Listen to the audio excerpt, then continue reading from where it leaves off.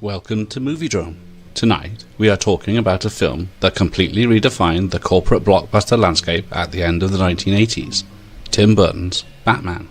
Now, to understand Batman, you have to understand the sheer, overwhelming wave of capitalist hysteria that preceded its release in the summer of 1989. You couldn't walk down a street in London or Los Angeles without seeing that golden bat logo plastered across t-shirts, cereal boxes, and billboards. It wasn't just a movie rollout. It was a military-grade marketing campaign designed by Warner Brothers to sell a brand. And yet, inside this massive multi-million-dollar corporate engine sat Tim Burton, a director fresh off Beetlejuice, deeply obsessed with German expressionism, 1930s Universal monster movies, and the macabre. What Burton created wasn't really a superhero movie in the modern sense. It's an opera of concrete and steel, heavily indebted to Fritz Lang's Metropolis. The real star of the picture isn't even in the title. It's Anton Furst's staggering production design. First built Gotham City on the backlot at Pinewood Studios as a suffocating fascist nightmare of towering gargoyles, rusted piping, and claustrophobic alleyways where the sun never shines. It feels less like America and more like a decaying industrial European hellscape. Then you have the casting, which drove fanboys into an absolute fury in 1988.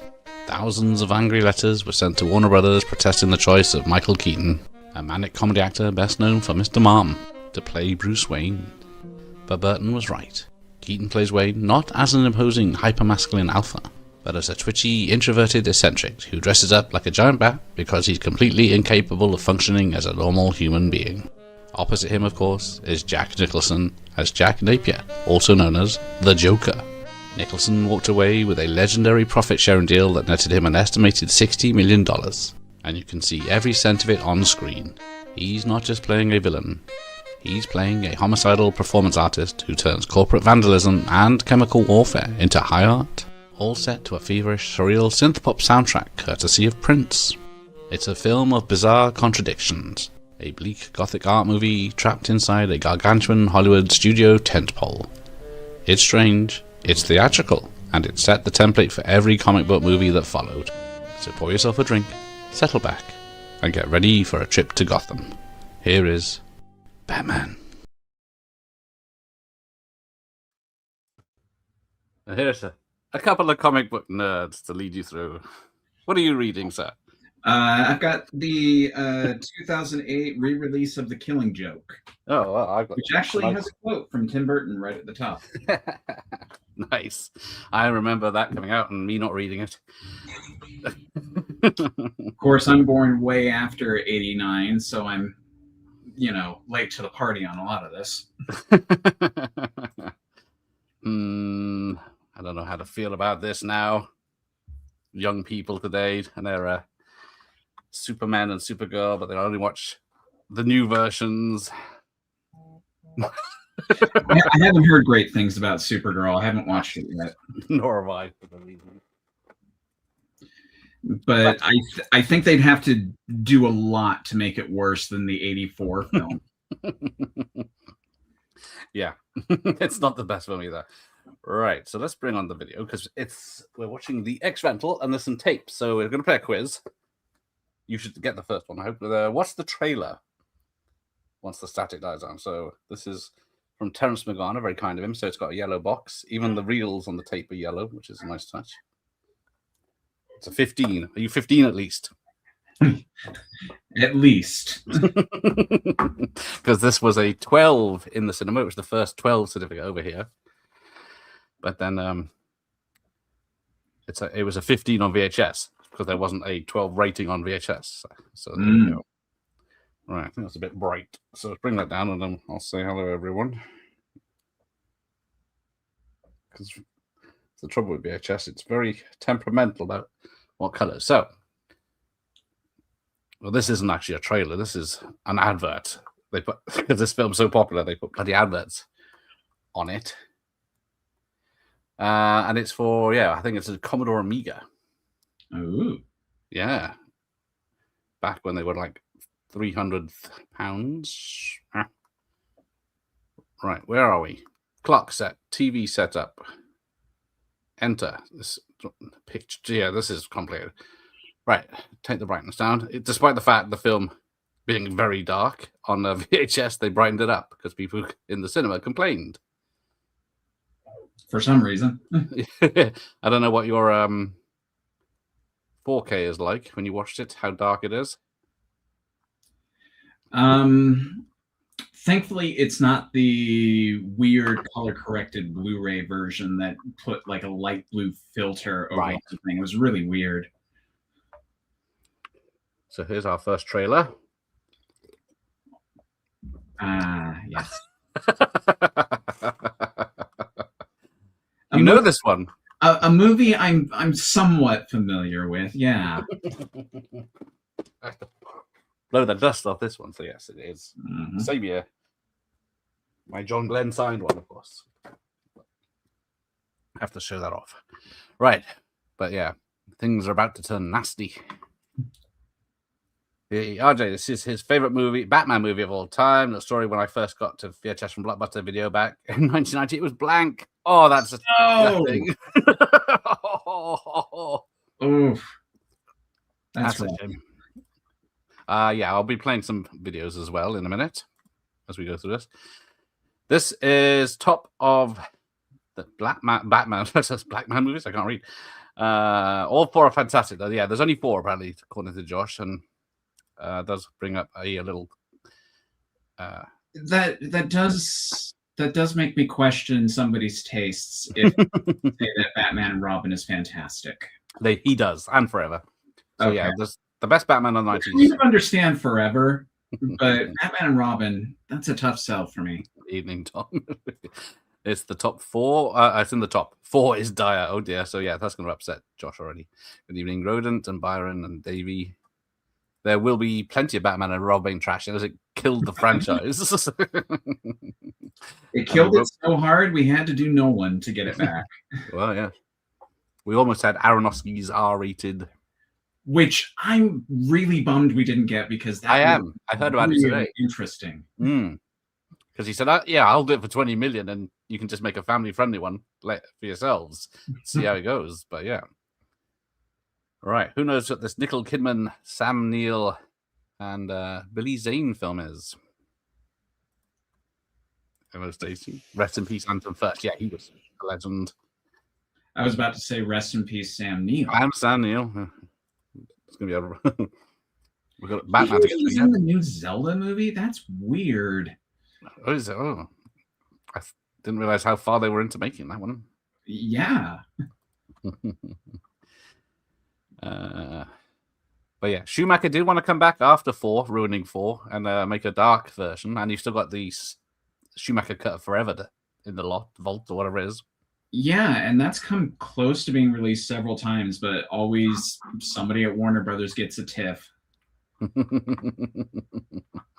Just the tip, yeah. Right, I'm gonna have to skip this because I'm way behind. Right, so Dead Calm it is. There you go, Dead Calm. Great thriller. You see a lot of Nicole Kidman. But Australian director Philip Noyce, who went on to do, is it The Saint? Val Kilmer, I believe. Mm-hmm. And Patriot Games. So what's this one? One of the biggest Australian comedies of 89. And maybe the only Australian comedy of 89. This was advertised everywhere in the UK. I don't know if it even made it to the States. It doesn't look familiar to me. Does the name Yahoo Serious mean anything to you? No, it doesn't. Alrighty. This is why, yeah, he had 2 films. This was fairly popular, but it's quite bad.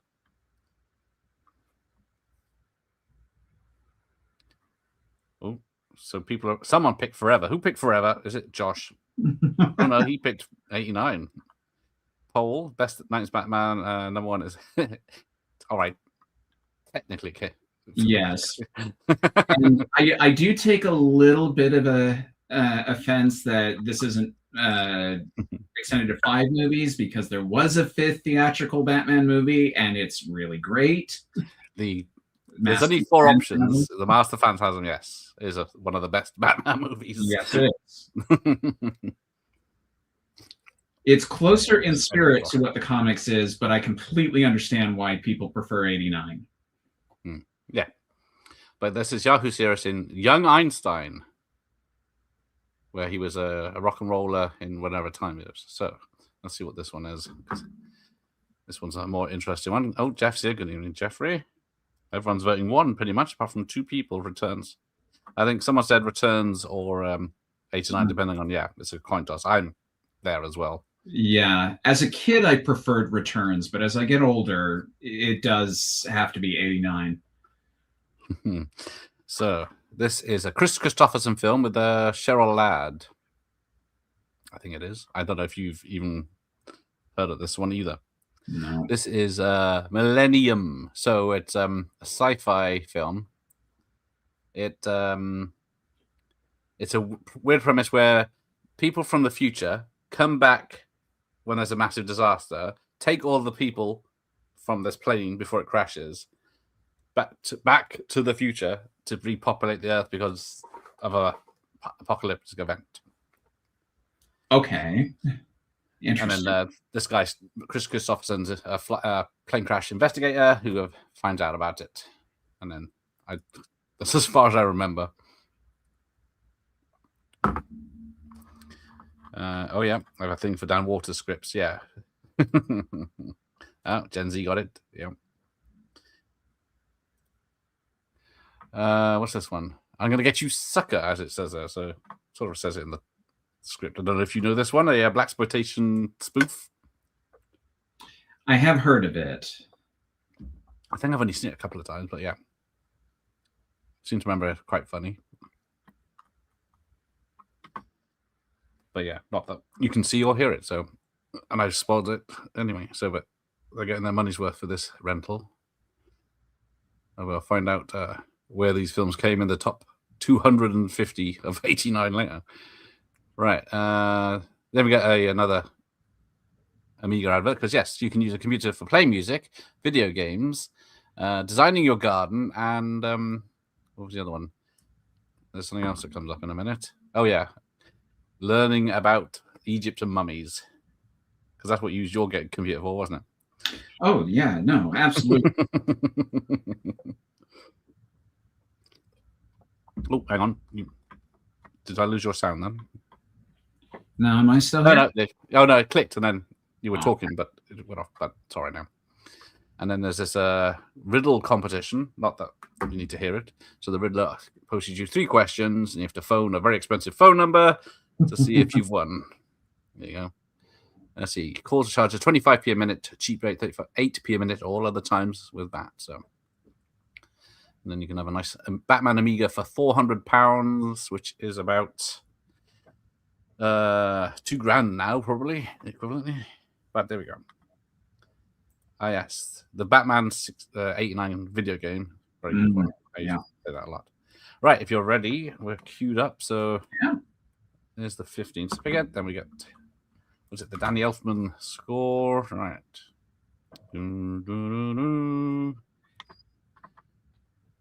Was nice of them to fold it over to the animated series. Yeah. This just kind of became the theme for Batman. They did. Yeah, they even used it in the Justice League one as well, didn't they? Which is so strange to me. Like, I know Danny Elfman did both, but yeah, Affleck is no Michael Keaton. Right, so we've got a very long intro now, but it's like, so I saw this this day 37 years ago in Llanelli, a Welsh cinema, in a very small one-screen cinema in a town. But yeah, it's one of those situations. I think it was like we saw it in the newspaper. It was out today, or then rocked up to probably an hour and a half drive to get to the cinema. As it was the closest one showing it, and yeah, lined up, and I was wearing my Batman shoes. Yes, thank you. I instantly regretted it because, of course, they're very colourful and they got lots of attention. And it's not the sort of attention you want from boys. No, my first viewing of this was far less stellar than yours. My mom raised us in a pretty conservative household and didn't like Tim Burton, so we weren't allowed to watch anything. Oh, right. From him. Even though my dad and my uncle did go to see this opening day, and they were big fans of the '60s show. Right. So my first Batman ever was the '66 Batman movie. Wow. So I didn't watch this until after The Dark Knight had come out. And Oh. having gotten used to that neo crime thriller, and it was just so surreal to go to this, and it's something completely different.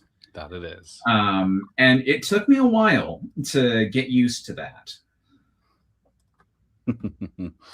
So yes, as it says, it's got Prince doing songs because he was signed by Warner. So I think I had it on tape back in the 80s, but got this as a re-release.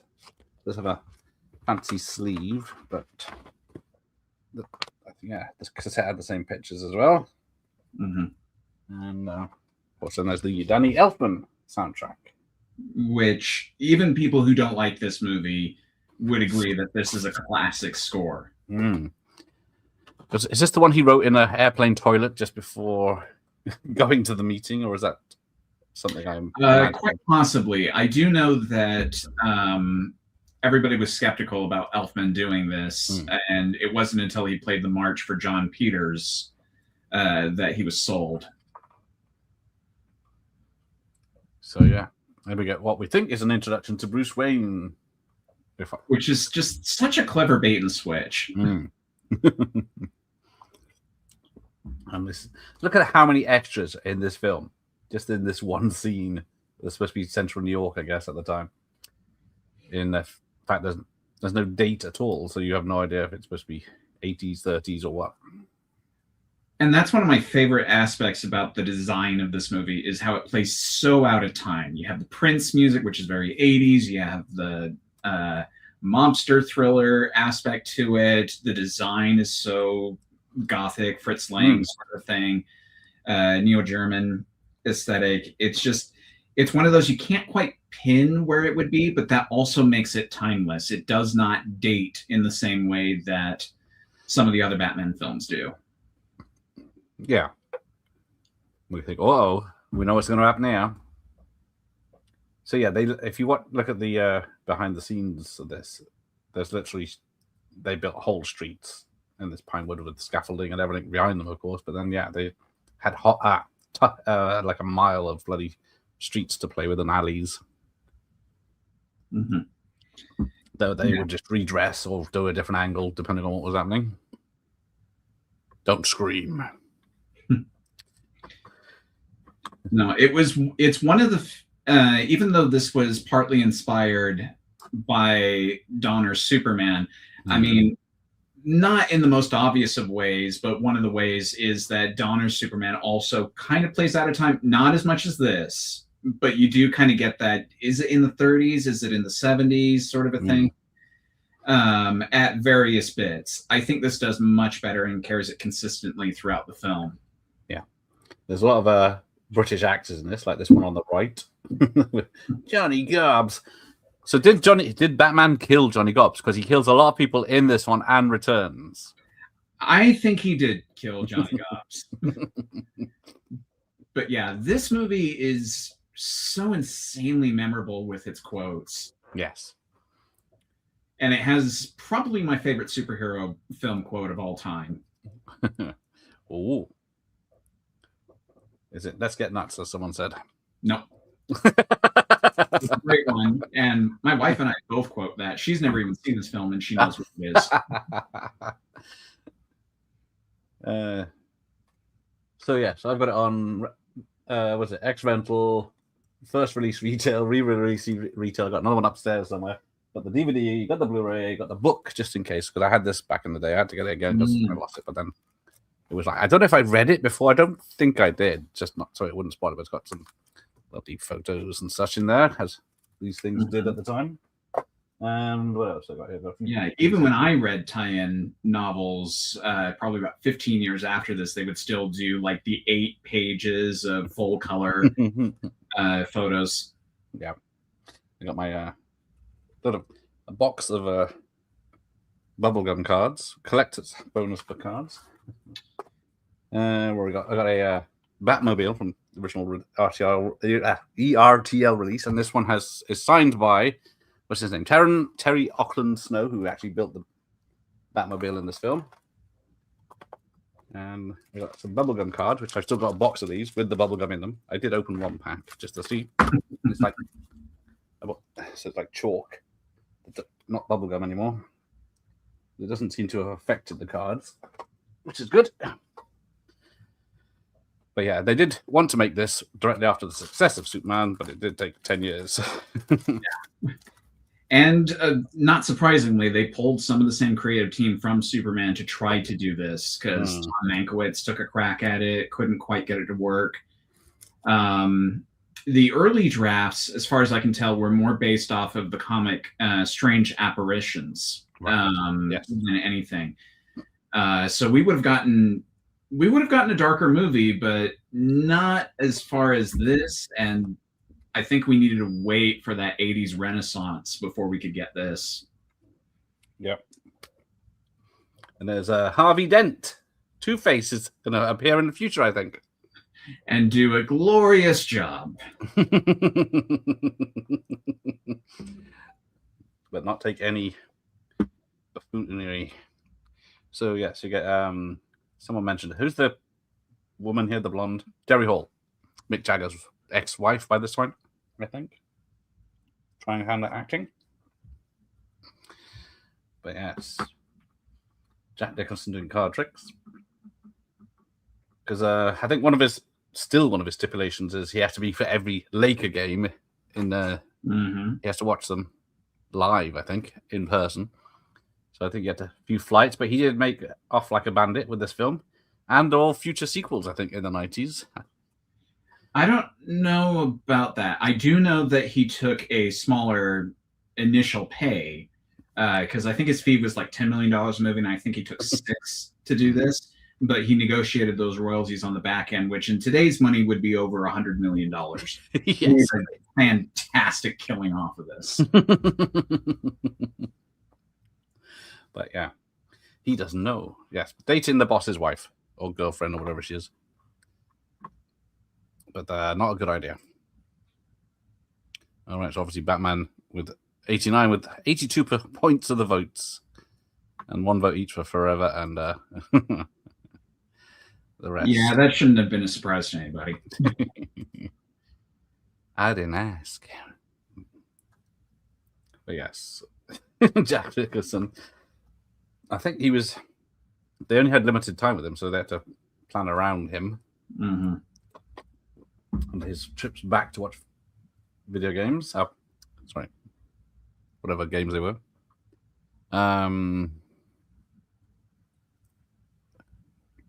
Yes, I think about Jack Napier. Joker, Jack gets a cut. Right. I wouldn't be surprised.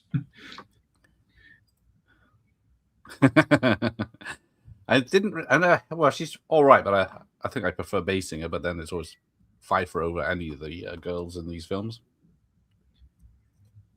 Of course, we saw Kidman earlier, but then she Forever.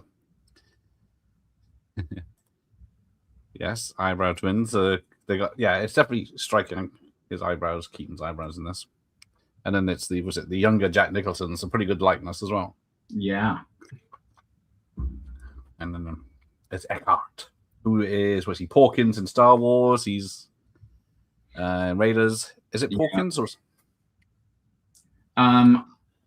The character definitely has a name, but I only just remember him as the mean government guy. Top Men, yes, he's in Raiders. He was, I think he was another one of those Americans that was living in Britain, so hired for these sort of things. He's a lot like, I pointed him out a couple of times before with like Spy Who Loved Me. But he's also in Superman. He's also in Twice and Diamonds. Right. He was one of the voices in Thunderbirds. The name will come to me, but that actor shows up a lot too. And there's Bob, who is a close friend of Jack Nicholson, who's in a lot of his films. He always gets him a part in some of these things.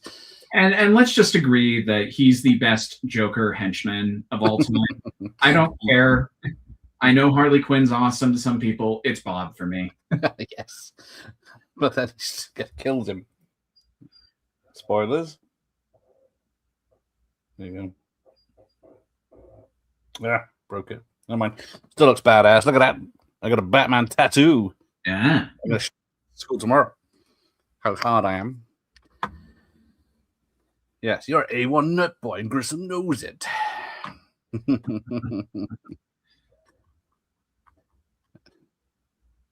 Pork chopping. Yes, I think he in the early days. I think in Raiders he's got a food name.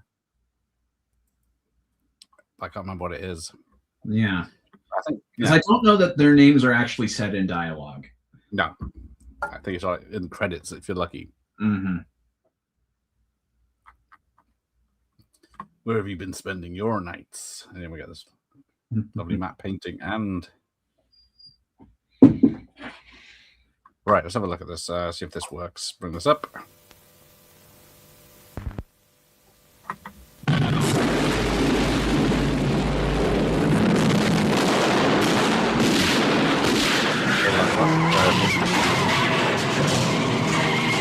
Vicky Vale. Hi. Bruce Wayne. And what do you do for a living?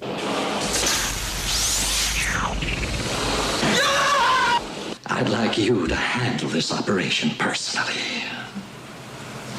Me? Nice outfit. Hold on a second. I can't make it then either. I've got a very important meeting today. Don't kill me! Don't kill me! Don't kill me, man! What are you? I'm Batman. Lieutenant, is there a 6-foot bat in Gotham City?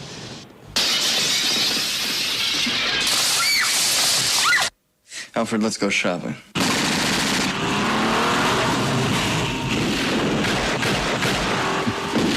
Jack is dead, my friend. You can call me Joker. I feel a little drunk. And you're not anything. Hey, one drink and I'm flying. Winged freak terrorizes.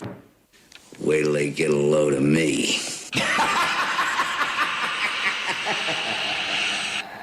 Coming this summer. So yes, that is the Batman teaser trailer, which obviously sounds a lot different without the effects and the music that they were going to use. They had to rush it out because people were complaining. There was just so much speculation that this movie wasn't going to be great, and then it was going to be a comedy and all of this stuff, and so they had to put something out to assuage people. And honestly, this is almost as effective to me as selling a movie as just like putting together like a really good poster or like 5 or 6 stills or anything like that. It's just there to get the aesthetic across. Yeah. It worked. A lot of people said, ooh, when that came out. Because I know the real one, because every time, is there a 6-foot bat in Gotham City? There's a police siren going off, just taking off as he's saying that, and there's of course music and stuff that they didn't know what they were using, because you heard Jack's footsteps when he enters the room then on creaky floorboards. But yeah, well, I guess that. Yeah, it's a rush trailer, so you could see that it's not going to be stupid. Yeah, 7th. Yeah, because even Adam West thought he was going to be invited back to play Batman. It's hard to overstate the impact of the 60s show on the perception of the property. It was a parody of what the comics were, although it wasn't that exaggerated from the 60s comics I've read. But it was the thing that introduced people to this material for the first time. I mean, whenever I think of Riddler, I think of Frank Gorshin. Whenever I think of Catwoman, I think of either Julian Moore or Lee Merriweather. Yes. Uh-oh. So, yeah, Jack's lucky deck. Although the Joker's got a bullet hole through it, so I don't know. Doesn't seem to have a backstory to it or a reference, but... There's some cut stuff that actually fleshes out the idea of the cards a bit more, because I don't think he's flipping the Joker. I think he's flipping Jack. Right. And the idea is that that represents the power structure within the Gotham mob. That he is the right-hand man to Grissom, who's, of course, the king, and once he turns over and becomes the Joker, he's the one that flips the rules. Mm. So yeah, I got my graphic novel of the film, so it's very nice. Mm-hmm. There is one big difference that I remember seeing. There's also obviously a lot of stuff that's reduced, but I'll spoil the ending of the film for you.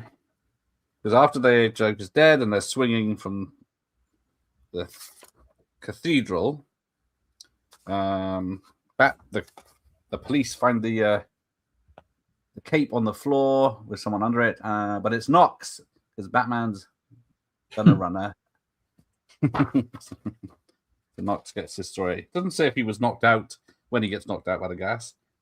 If they just draped it over him to frame him.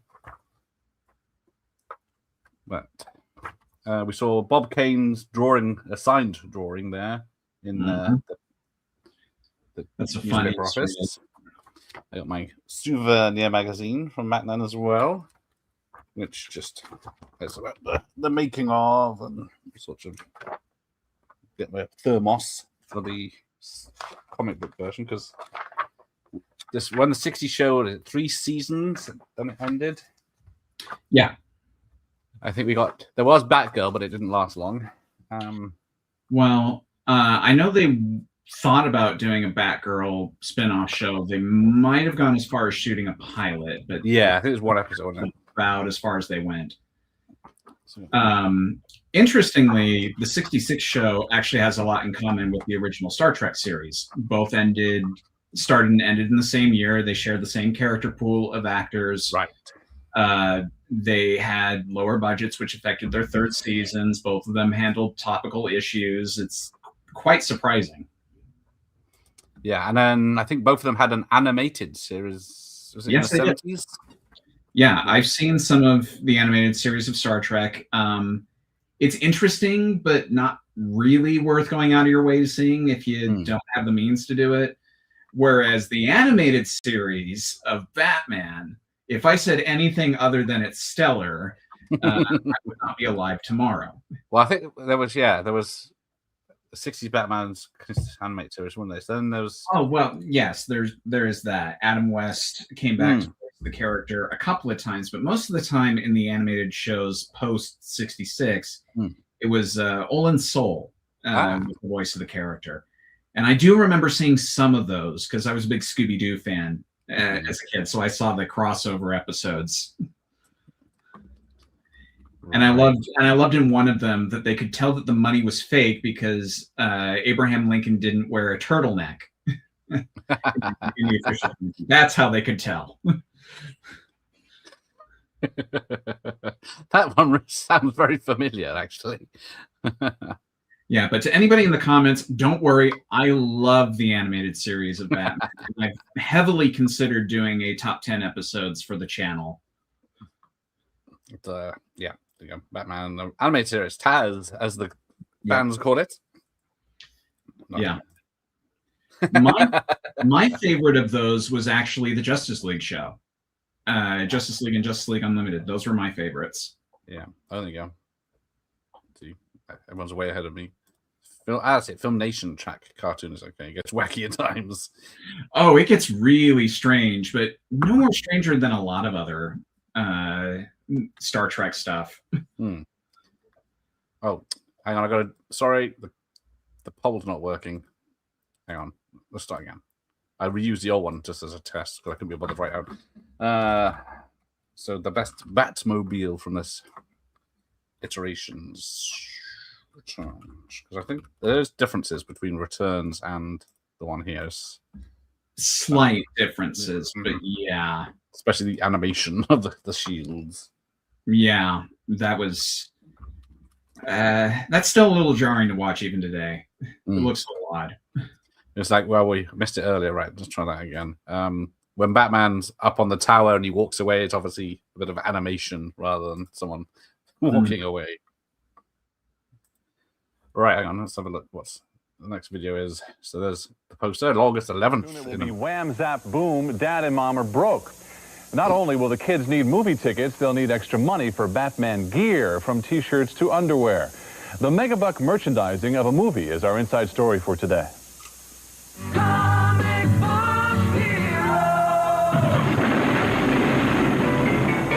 Holy box office, Batman. Your fans are excited about the new feature-length Batman movie coming out this June. Bossed you 10 times. I love Batman. I've always had a crush on him ever since I was a little girl. For a while I am a superhero. Bat fans are hooked on their hero, plunking down their bat bucks for any bat stuff they can get their hands on. It's all in anticipation of Batman opening at the box office in a boffo way.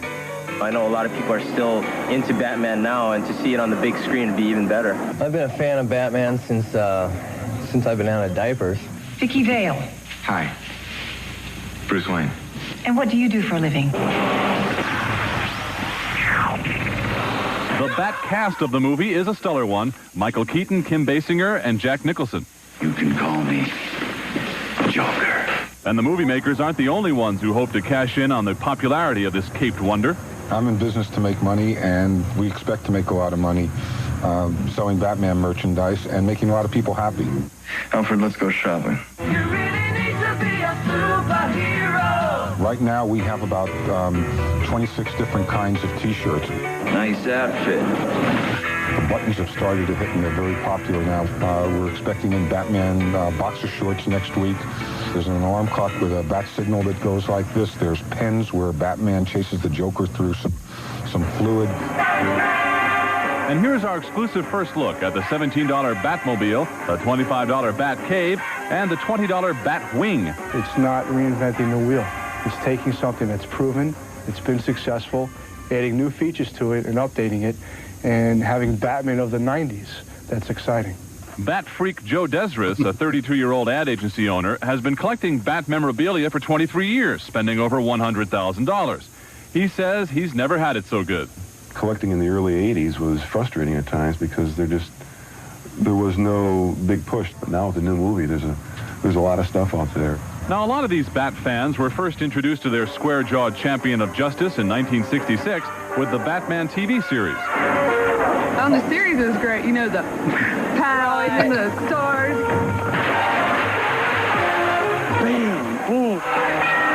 The movie won't try to be quite so camp. The producers hope to explore the deeper psychological nuances that make Batman tick. Don't kill me! Don't kill me, man! What are you? However, not much more information about the film has been forthcoming, as something of a gag order has been placed on the cast. And I can't say a word because I'm sworn to secrecy. I ain't talking. Wing freak terrorizes. Wait till they get a load of me. You've still got a while to save your money or to borrow some for Bat Day at the movies. The movie opens June 23rd. There you go. And if you noticed, 99% of all that was not Batman 89. Yes. All right. So we get the shootout at Axis Chemical. I will say, even though I have a soft spot for a lot of different incarnations of Batman, the gold symbol that you're wearing on your shirt, that is my absolute favorite Bat symbol. Yeah. It's just so basic, just like, was it Jurassic Park's logo? So and everything. clean, it's so pristine, it gets everything across, it's great. Yeah, I had this T-shirt back in the day. This is one I bought recently, well, this last year, I think, to get back to it. And then I had the one where his Joker's face is got melting. I'm melting. Yes, I had that one as well back in the day. Both wore them till they faded. Yeah. Right. So this is the same place they filmed Aliens, as we'll see in a minute. When the guy gets hooked and drops down the hole and then hangs there, that's in Aliens. When they're looking for the through the heat exchanger, Rocky Taylor is here. He's the one that gets back punched by Batman any second now. There you go. So that all that. And there's a nice reference to that moment in the Arkham Asylum video game towards the end. There you go. Help me! Let me down! But yeah, Rocky Taylor, of course, in many a Bond film as well as stuntman. Yeah. there's a discussion going on in your comments about Batman killing. My stance on it is do what makes sense for your version. I prefer a Batman that doesn't kill because I like the discussions that can be had about how much he tiptoes that line. But I mean, Burton's film, yeah, this guy's kind of a psychopath. Of course he would kill people. I would almost let it go in Batman versus Superman with Affleck killing people. The problem is that movie is based off of this whole discussion as to whether Superman is a great evil to society or not, and Batman's the exact same sort of problem, so he has no leg to stand on. It's tonal dissonance when Ben Affleck kills people, not so much when Keaton does it. Yeah, because he burns people alive with his jet thing and plants bombs on them and returns. So many of he like attaches a bomb to one and throws him down a hole, which is just hilarious. So yeah, we just missed Rocky. There's a few other. I think Eddie Powell's in this as well, of course, in tons of Batman films. Ooh, the Gotham Knight's here himself. Yes, William Peterson would have been a good Batman. He is. William Dafoe. I would have thought William Dafoe or Dennis Quaid had the face for it back then. Yeah, everybody's talked about Dafoe making a great Joker, and while I don't disagree with that, I kind of love him as Green Goblin. So if I have to have him as one, yes, because let's be honest, we haven't had a good Green Goblin since Dafoe. I think who has been the Green Goblin since? Well, you had his son, which was James Franco. Of course, which was lame. I forgot about him so much. And then you had Dane DeHaan, which was stupid. Bloody hell, I realised those. Yes. Yeah, no, Defoe's been the only good Green Goblin. Oh yeah, but yeah, every name was in the hat back then. I believe Bill Murray. I believe when Richard Donner was being talked to direct this film, he wanted Gibson for the role, but like so many people were talked about for the role. I know Pierce Brosnan came up in discussion, and I'm really glad he didn't do it. As much as I like Pierce, he wouldn't have been the right fit for Batman. No, he looked good in the suit. Of course, he would be a great Bruce Wayne. I don't know if I could buy him as Batman. So does he let Joker die here? Because he doesn't put much help. Doesn't use any gadgets or anything that he could. I think it's a legitimate slip of the hand, and he just like goes, "Yeah, fuck it." But it's ambiguous enough you could read it either way. Yes, it like doesn't really react to it or anything, and I love that reverse shot of how everything starts to go just smooth. And yes, Pat Ingle was in Sudden Impact, another one, Vigilantes. Matt Damon, considered for Batman and Robin, yes, as Robin. But yeah, I don't know. Have you seen this thing that's happening at Comic-Cons with Mel Gibson and what's her name? Jean Grey from the original X-Men series, Franca Janssen, isn't it? Where they got. Yeah. You got to keep like 2 meters away from them when you have a photo. They look miserable as sin. Yeah, and I feel like that's one of those cases where I just need more information before I judge that. It's just like one person saying it at the moment. Because I've known stars that have been perfectly happy with a hug or a quick arm over the shoulder, and I know others that want you to stay very far away. I mean, I don't know that many of you guys can see it, but I have 2 photos up there which were taken from a convention where on this one I met David Tennant and Catherine Tate, and this one I met Ben Barnes. Both of them were happy to have an arm over the shoulder, but William Shatner was also at that convention. I didn't have enough money. Yes, I bet. He wanted people to keep a distance. He's it's like 95. He's been doing this quite a bit longer. I think he's a little tired. Yeah. So yes, this film came out June 21st 23rd in America. Somehow it came out in the Philippines 2 days earlier, but its premiere was June 19th. And then we had to wait 2 months till August 11th. Unforgivable. Hey, you guys get all the Bond movies before us. I think it's only fair that we get an American superhero film before you guys. Yeah, well, it was filmed in the UK. All right. It was filmed in the UK, yes. But then again, I think all the Batmans have been filmed abroad. Because, yeah, I'm trying to think. A lot of times it would be Australia, wouldn't it? Yeah, no. I know Nolan. Green Lantern was, so I'm thinking of what other DC. No. We're not going to talk Green Lantern. Okay. You can collect free Batman cups, like a free Batmobile cup. Or a free Batwing cup. 4 cups in all, free, with free refills and free cinnamon twists every time you buy a 32-ounce drink at Taco Bell. I want you to tell all your friends about me. Taco Bell. I'm Batman. Screaming metallic mass of sleek super technology, and it's been stolen.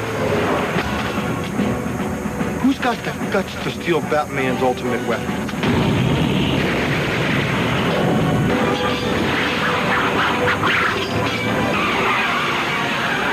Well, this reporter suspects it might be you. Steal the Batmobile. Watch MTV all day this Sunday for the MTV Bat Signal. Then call the special 900 number on your screen. One of you is going to walk away a winner. That's right, a Batmobile. Now, we've removed the engine so you don't go driving around and bust your butt, but it's still one amazing collector's item. And moi will deliver it personally to your door along with a check for $25,000. It's the perfect contest. I want you to tell all your friends. So go ahead, steal the Batmobile. MTV's your accomplice. Of course, I wouldn't want the Batman mad at me, but that's your affair. Anyway, if you've got the cojones, we've got the car. MTV Steal the Batmobile. Watch June 18th to win. This MTV contest sponsored by Warner Brothers and Pepsi.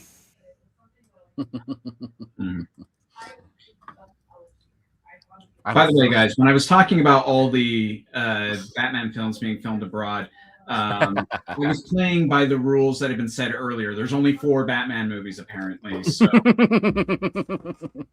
I'm not allowed to talk about the Nolan films. So, Chicago. Yeah. Which, by the way, for those saying about the Laserdisc, this is my wife's bookshelf. So, but I was also too young and too cheap to get in the Laserdiscs. So. Well, exactly. It's a rich man's game. Yeah, no, we did VHSs and we had like 3 or 4 cupboards worth. If you're interested, I can share about what happened to the winner and where the car ended up later. Oh, there you go. Proceed. But yeah, I'm just seeing if anyone actually did win that competition, because you never know. I love that the tools that the guy's working with is from Little Shop of Horrors. That's it. Thank you. And then, of course, Simpsons did a great parody of this bit as well. Mm-hmm. Oh, so the reality when a custom-built movie prop quickly became a logistical nightmare for the 23-year-old student and bartender. At the time, Patrick McClin did not even own a regular car, relying much on skateboard and bicycle to get around Richmond, Virginia. When the car arrived, it was delivered as completely engineless, non-driving shell. It was constructed by the productions as a fiberglass built over an extended Chevy Impala wheelbase. McClin initially dreamed of dropping a functional engine in the vehicle. However, standard auto insurance companies refused to cover custom fiberglass movie props for road use. Storage and maintenance costs began to drain the cash prize. Ultimately, McClin could not realistically keep the massive engineless prop. He eventually sold it to a private collector, Auto Museum, parting ways with the famous Dark Knight ride. Apparently, that's not the only MTV competition that people regretted winning.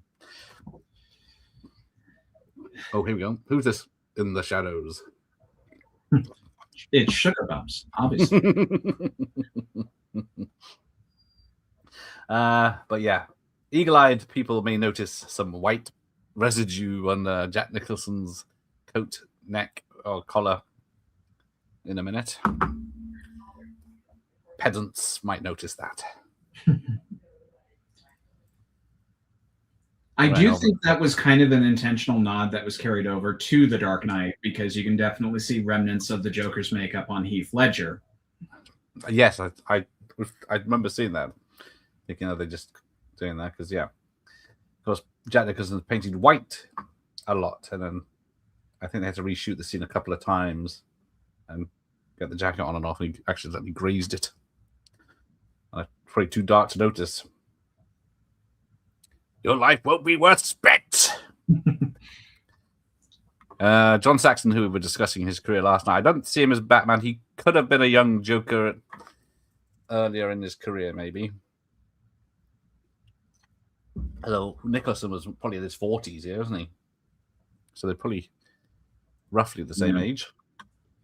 Clint Eastwood is the Joker. We nearly got Batman Beyond, Clint, didn't we? If Clint Eastwood couldn't play the Frank Miller Batman, if we somehow could have had the animated series backstory as far back as when Clint Eastwood was in his prime, I would have loved for him to do a serious version of Mr. Freeze. Oh. Yeah. Because he's got that coldness down, and he can still do the emotional trauma there. I think that would have been an excellent choice. If somehow time could be changed and we could actually have Mr. Freeze 30 years before we got him. Are you saying Arnold's not peak? Well, Arnold was after the animated series, so unfortunately. Right. I was going to... No, I won't say anything. Josh, if Josh was still here. Michael, and I'll go into Michael and his answer. All right, very good. Okay, are we going? Yes, go right ahead. All right. Well, Michael, Tim, it's good to be with you here talking about Batman. I have been looking forward to this picture ever since I first heard about it. And now I can tell you, I love it. It's marvelous. Good. It's marvelous. It's really well done. It's thoroughly enjoyable. Well, then I guess we can end right there. No. Michael, I'm sure that you must have given a great deal of thought to whether or not you wanted to do this. How long did you actually ponder it? I don't know. Maybe it probably wasn't that long because I don't think we had that much time. We pretty much had to go. I pondered it because I thought maybe I just don't want to work now because I had to do another movie just before then and I didn't want to put two back to back. But I was intrigued by the whole idea of Tim directing the script that I read, which was really a wonderful script. And so I went back and forth on it, and then it sounded like Jack might be doing it. And so I wasn't sure about... One thing I was going to do was wait and see who the Joker was, because that was key.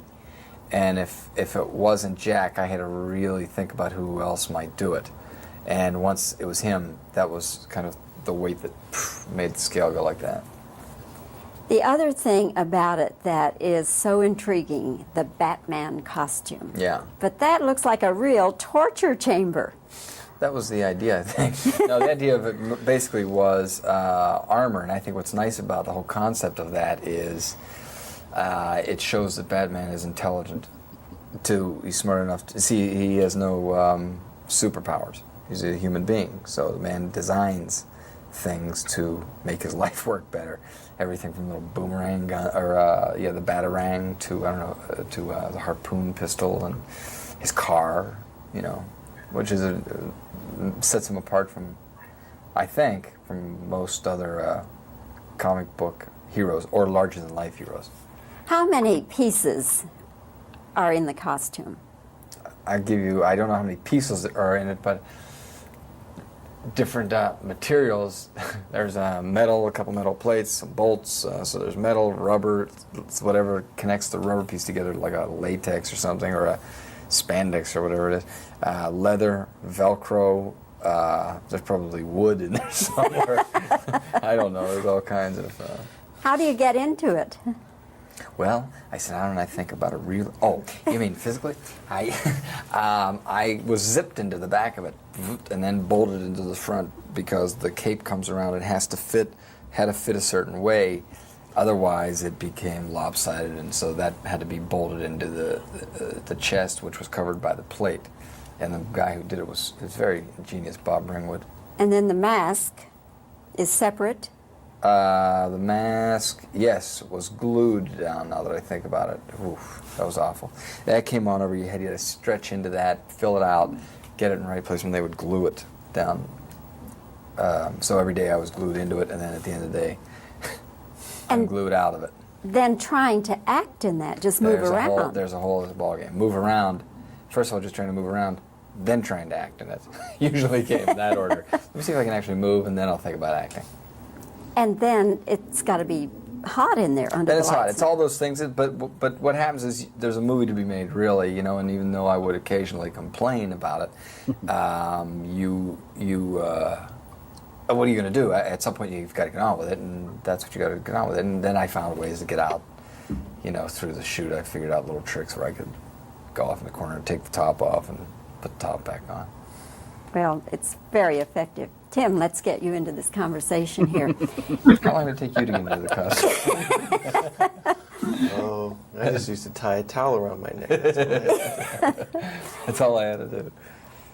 Nicholson, of course, is just the perfect Joker. I can't imagine anybody else doing the role. Yeah.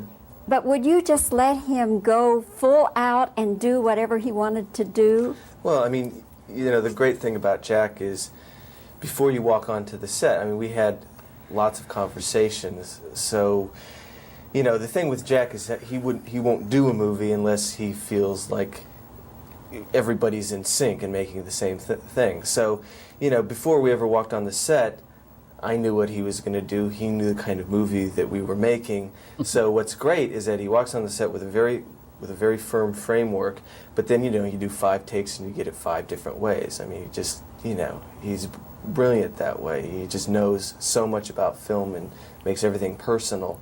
So, you know, it's for me, it's the most fun way to work because you know what you're doing, very strong, but then you get it lots of ways, so it's great. Are you at all concerned that some of the fans of the comic books are saying, oh, I don't know, I think they've messed it all up? Does that concern you? Well, you know, it's a very vocal group of people, and everybody has an opinion, and I knew that before I even went into it, so I just said to myself before I ever got into it, look, this is how I feel about the character. I'm going to try to be true to the spirit of it, but then just do our own thing, and that's all you can do, you know, and just try to make it, you know, a good movie. So, you know, it doesn't concern me too much because I feel good about it. Well, I bet the grosses are going to be fantastic on it, and I wish you both the very, very best because it deserves it. Thank you. It's a great film. Thank you very much. Liked it a lot. Thanks. Okay. Okay, thank you. Yes, there you go. There's wood in it. Didn't know that. Right, so did it do well, Stephen? What? Batman? Financially. It did okay. I mean, 89 was such a crowded year of mainstream movies, and both this and Last Crusade ended up being the top 2. But, you know, for a superhero that's not really had a proven track record with his Dark Incarnation, that's insanely good. And I know this did incredibly well in the video rentals for a long time afterward. Yes. Because it's, according to the Box Office Mojo, it's the #1 film of the year, of course. 400 million to Indiana Jones's 200 million worldwide. Yeah, domestically, it did insane numbers here. Yeah, and the weird thing is Dead Poets Society is #3, which... Also a good movie, but... Yeah. And then cracking on, Lethal Weapon 2 at 4, Look Who's Talking, Honey, I Shrunk the Kids, Back to the Future 2, Ghostbusters 2, Driving Miss Daisy, and Parenthood at #10. Very varied year there. So are we saying The Final Frontier was not good enough to be in the top 10? Let me just zip the scroller all the way down because, all right, let's have a look. Christmas Vacation at 15, Tango and Cash at 20. Let's have a look. Star Trek 5 at 25, just ahead of Abyss at 24. At least it's in the top 25. Spielberg's other film, 29, always. Karate Kid 3 at 33. Fletcher Lives at 35. License to Kill at 36. Yeah, that I knew. 35 million worldwide. Yeah, no, it did not do well. No. Elm Street 5 at 47, with Stallone's Lockup at 49. So he didn't have a good year either. Arnie didn't have any films out that year. Tango and Cash did better, sorry, with what was that? See, Tango and Cash was the last studio film of the 80s. It came out December 89, so Tango and Cash made, is that 20? Right, here we go. It's your Uncle Bingo. Time to pay the check. Yes, ahead of its time, too gritty. Looked like a TV movie, a Miami Vice episode, apparently. You know, I've been trying to do my part to get the word out of how the film is actually underappreciated, but I mean, I attract fans from all different venues of Bond, and I tend to attract more naysayers than positive people, and License to Kill still getting slammed by heathens. That's what I would say, and that's what my friend Euron would say, but we're in a league of our own, apparently. Hang around, Sasha Fred. So yeah, Summer at 9, summer sequels, yeah. And yeah, Little Mermaid did very well when Harry Met Sally, of course. Well, I think there's 30 Sonic sequels in the top 100 or something ridiculous. Yeah, it was insane how many there were. If I go back from 100, let's start that. Just do it that way. Not that I can't find any. Police Academy 6. That's 78. Halloween 5, 76. 70 had Friday the 13th Part 8. Fly 2 at 54. Elm Street 5 is 47. I forgot they did a sequel to Fly. License to Kill 36, of course. Fletcher Lives is a sequel, 35. Karate Kid 3. Star Trek 5. Where is it going?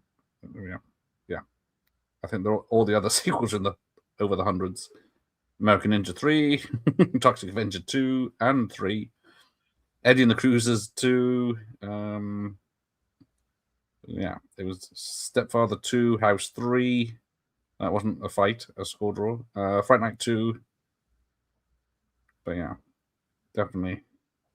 Even Lawrence of Arabia had a re-release. So what other 1989 film had the pen is truly mightier than the sword? See if anyone in the chat knows. Yeah, good question. It's not said the same way, but it is said.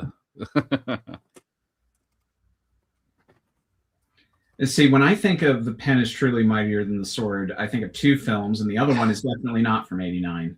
Okay. It's not Throw Mama. So it is Henry. Yes, the yes. pen. That's right. The penis mightier. Not yet, because it's one of the few jokes in that movie that doesn't work for me. Remember my old Charlemagne? Yeah, that. Most of the stuff with Connery works, but Denham Elliott, as much as I love that character, there's a couple of bits with him that doesn't quite work for me. Oh, there you go. Mysterious. I do love Harrison's line. He has like 2 left feet. He got lost once in his own museum. Does anyone speak English or with ancient Arabic? Or whatever he says? Ancient Greek. Ancient Greek, that's it. What kind of a world we get where a flying man dressed as a bat this time, isn't it? Gets all my press. This town needs an enema, whatever that means. All right, let's have a look at this.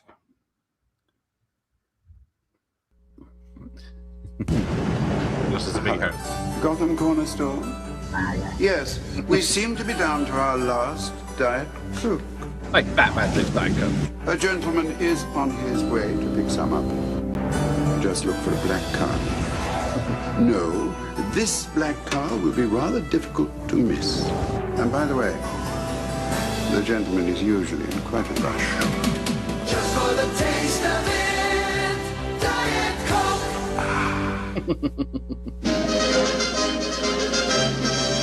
Hold it! Hold it right there! Let's see if you're really ready to watch this movie. Okay, popcorn? Check. Soft drink? Check. Warner Brothers ball cap? Aha! You can't watch a Warner Brothers movie without a Warner Brothers ball cap. Listen, Doc, what if they ordered a Warner Brothers ball cap so they had it next time? Well, here's all you have to do, folks. Just send for this. A new Warner Brothers catalog. Use it to order your Warner Brothers ball cap. And while you're at it, you can order stuff like T-shirts, posters, movie books, ties. That's neckties. It's all in the catalog, which you can get now by dialing this 900 number. So when you get a chance, call... No, they have to call now. They can't watch the movie until they order their new catalog. You're despicable. Don't forget to call, folks. $1.50 a minute. Good grief. That's back then. That was expensive. There we go. There's Vicky. Not that we've mentioned much about Vicky. Was it stewardess or air hostess or whatever? What do you make of showing Vicky the Batcave straight away? For this universe, I'm fine with it. Right. If it was meant to be like a very ongoing series, because like I don't think at the time Tim Burton kind of envisioned more movies after this. I'm sure the studio would have liked it, but you know, for what's in this movie, it makes sense. The problem is that Vicky Vale doesn't continue to be a thing for any of the other movies, so it kind of stands out now. And now we can always make jokes about Batman's opening line just being, "Hey, I'm Batman. You want to know my secret identity?" Because I don't think there's a girlfriend of his except for the one in Batman and Robin that doesn't figure out his secret identity by the end. Well, yes, that is good. Yeah. At least Lois Lane had to wait. At least Lois had to wait one movie before she finally got to know. And then, you know, he erased it. Yes, because she's clever. So yeah, we've seen I can never remember the two Axis Chemical ladies. Love that Joker. I think they were British actors. Oh yeah, Priscilla Corey was one. I'm sure there's another one, but it doesn't say. Amanda Keeler, Rachel Ryans. I think we're shipping out a whole new door. Oh, yeah, she's she's in a lot of films with the anagram of Alan in the title. So I'm sure they were just as kid friendly as this movie was. Yeah, so good. That's Rachel Ryan, if you want to Google her without the filter on. And then Priscilla Corey must be the other one. Maybe that's the one. She's working in Working Girl, Nadine, Blind Date, a bit more. Wayne's World 2, Pretty Brunette mostly, and LA Confidential. She's always down as Pretty Brunette or something. Hostess, high school student, in lounge. She must be that one I was thinking of. Becky, this is hardly the time. But yes. Because there is that catalogue does have a lot of Batman stuff in it, which would probably seemed expensive at the time, but nowadays getting the stuff from it would be very expensive. Here comes Joker Jack. Why does it take Batman to work out the combination of chemicals?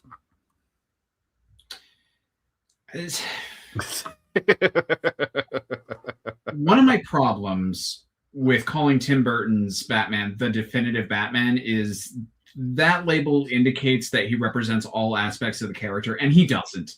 One of them is that world's greatest detective thing.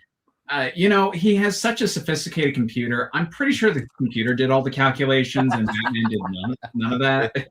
It did in the 60s one. So yeah. Yeah. Well, with the 60s one, he had just an encyclopedic knowledge of everything going on in Gotham City at any point in time. Hey, Gil. Good evening. We're okay. We're watching one of the best films ever, I'm going to say. It's a very fun film. It's a very fun film. Did it win? I think it just won technical Oscars. I think the only one it won was set direction. So, Anthem First got. Yeah, that's it. Because the next Batman movie to get an Oscar would have been Nolan, which got 2. It got 1 for some actor in that movie. I don't remember what. The other one, I think, was for sound, of all things. Yeah, it didn't. You're right. It just won 1 Oscar. Yeah. The big theory, and I tend to buy into this, was that it not getting nominated for Best Picture that year was so upsetting to a lot of people. I mean, the very next year, they increased the consideration from like 5 to 10 movies. Right. And I think The Dark Knight had everything to do with that.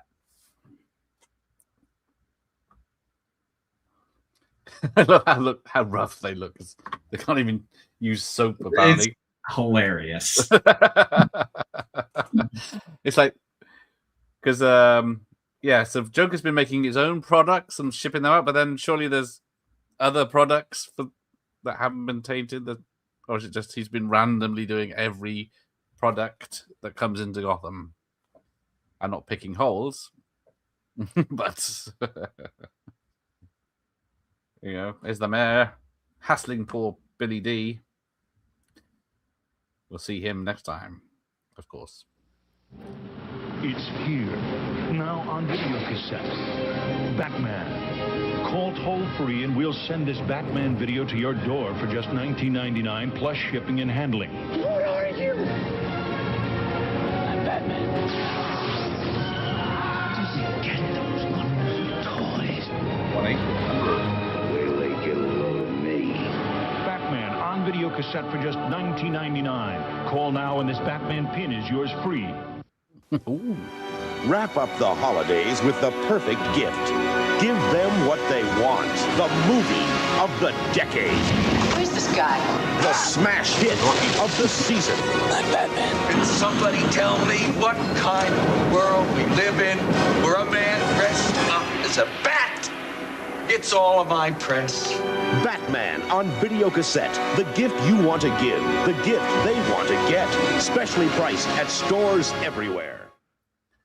Bold of you to assume I wasn't just going to buy that for myself.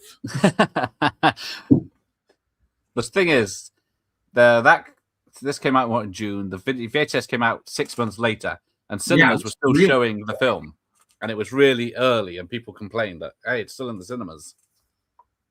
Which obviously is joking. That did not seem to hurt. No, it did not. But it was, how we get a month later now, the film's on streaming.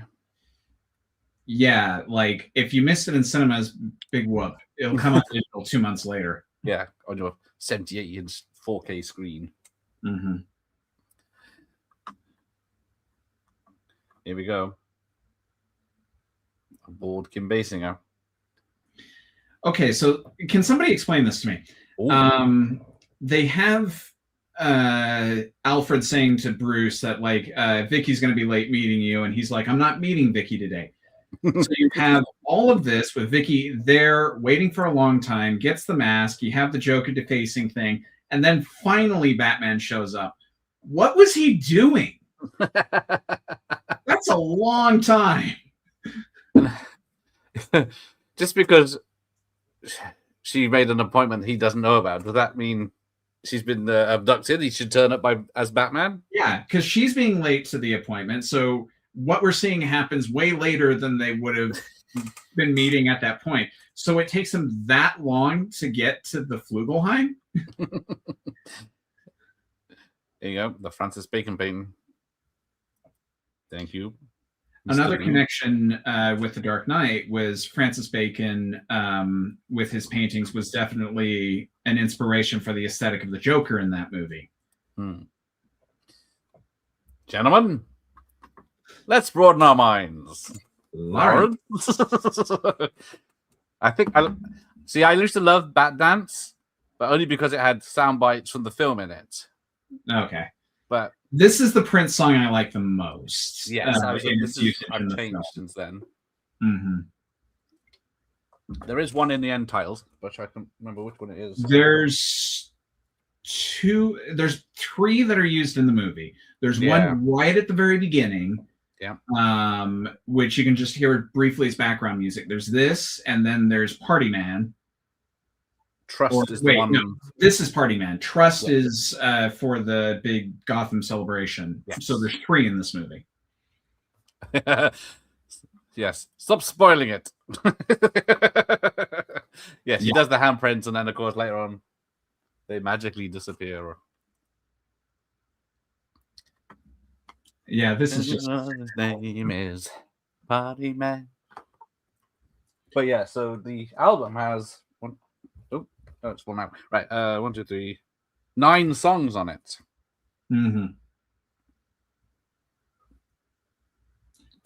I do remember the music video for Bat Dance, which was just so weird. Yeah, it's like 8 minutes long as well before the song even starts.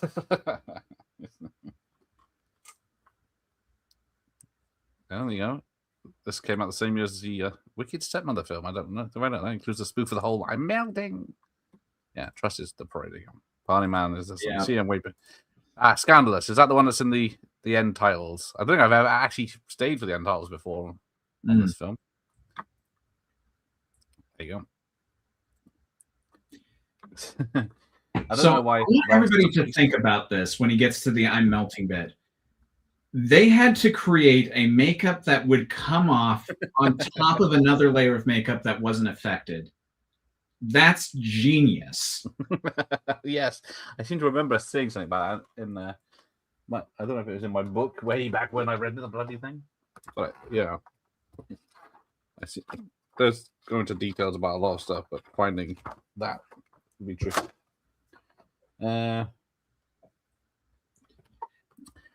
The photos that she takes are of Corto Maltese, which is the only real connection between this movie and The Dark Knight Returns that I can think of. Because like everybody says this movie is inspired by The Dark Knight Returns. Well, it kind of is, in that The Dark Knight Returns had to come out before everybody could get on board with this movie, but ultimately the story has little to do with this. Its take on Bruce Wayne is completely different from this.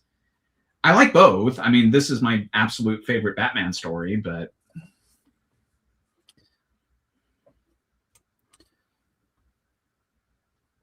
first fully functioning homicidal artiste.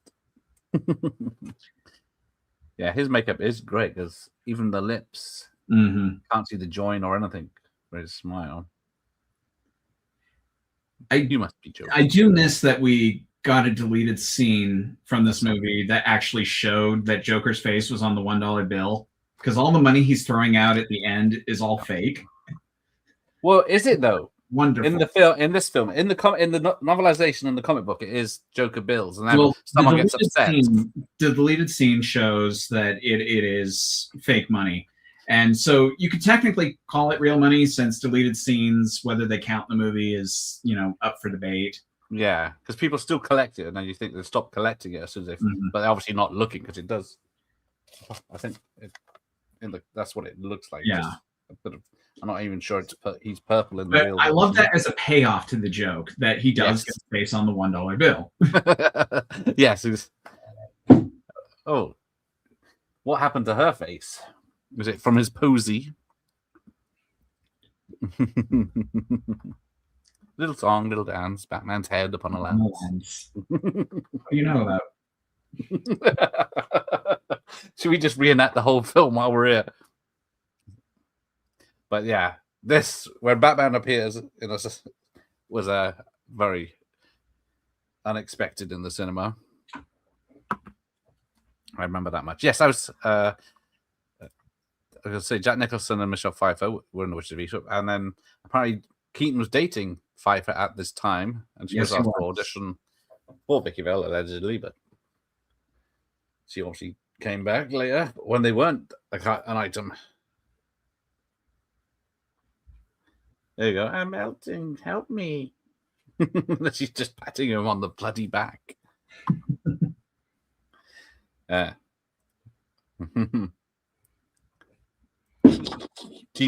we go. Dun dun dun dun.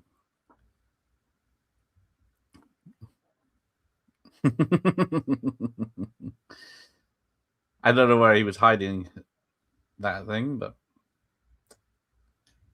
I don't even question it. It's just part of the camp of this movie. It has a different flavor of camp than the 66 show, but there's still some camp to this. Yeah. What does he throw back? Then sorry. Yeah, because like there's not even like an explosion or a gas bomb that goes off. No, I assumed it was, but yeah, sorry, I'm interrupting you. But I assume it's supposed to be a gas bomb. Yeah, just because they you see run out. But yeah, I will say this is my favorite Batmobile. Yeah. One of the things I love, if you play the game The Arkham Knight, you can drive the other Batmobiles in its challenge modes. Each of them handle differently, they sound differently, and they come with their own race tracks. The 89 mobile comes with 2 tracks inspired by both 89 and Returns, and it comes with Elfman's music, it comes with the right sound effects, and it's the Batmobile I most love driving in that game. Yeah, it's a cool car, certainly. So yeah, we had to wait an hour and 8 minutes for a Batmobile to show up. That's fine. We've like what, an hour and a half in the Batman before his Batmobile shows up? Which is another one based on the Aronofsky homemade Batmobile, just a guy that's working in a garage. Yeah. For early Batman, I'm fine with it. And that car chase is really quite good. But nothing beats the 89. He only uses it like for a minute and then he ditches it. Yeah, it's featured so prominently. I think it's more in Returns than it is in this. Yes. Now I'm worried. Yeah. Yeah, she'd have to sit on Batman's lap because another thing, he couldn't wear his head thing. I think in the proper car, his ears were too big. I also love that Vicky has to take off her heels. Yes. In order to get in and out of the Batmobile.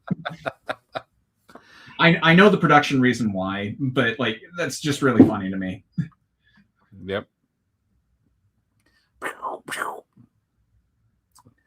So yeah, there's a lot of obvious stills from this film that were in marketing before they used it, like him shooting up now, as it were. That's one of the most famous images. Yeah. How much you weigh? I wish that there was some sort of follow through. Maybe she doesn't actually weigh 108, and it does stop because she is. It would stop here, but I was kind of hoping at some point the rope would break or something. You're too fat. Get off. Whatever you do, don't let go. So we got the goons fight and just point blank shoot him in the chest.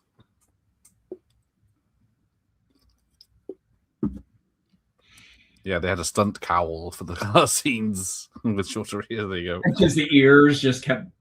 Yeah, the Batman 66 had little slits on the side of his head. Yeah, they went full. Now, does she actually take a picture of him that you could actually make out who it is? I have no idea. Because he does come back for the film later on.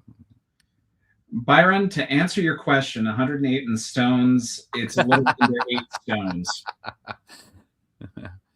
10 stones ish. I still don't know how much that is. I'm dealing in kilos.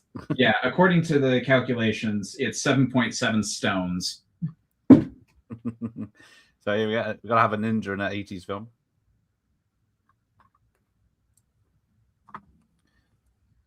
Because it's hard to see it later because of the dark thing, but when he in the cathedral at the top, when he goes like this, he's got a thing that pops out Yeah. that extends, but you can just about see it in some versions because it's so dark.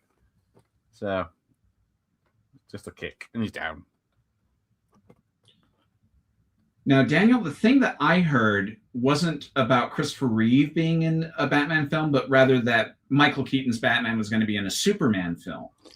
Because Burton was attached to do Superman Lives, the one with Nicolas Cage back in 98 or so.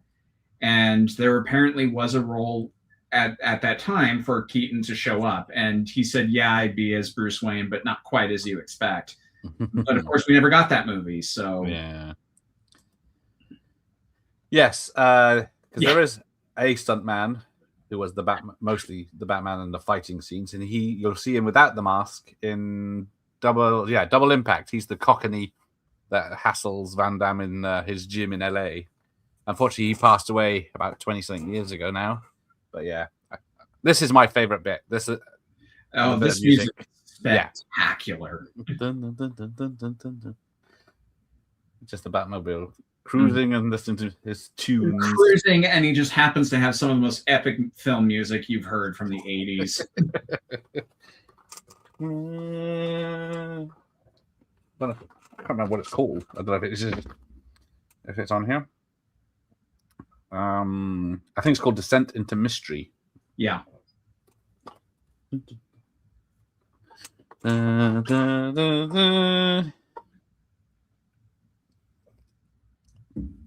Yeah, I think it's just some stuntman letting it rip on a wet road in the countryside. This is probably all second unit.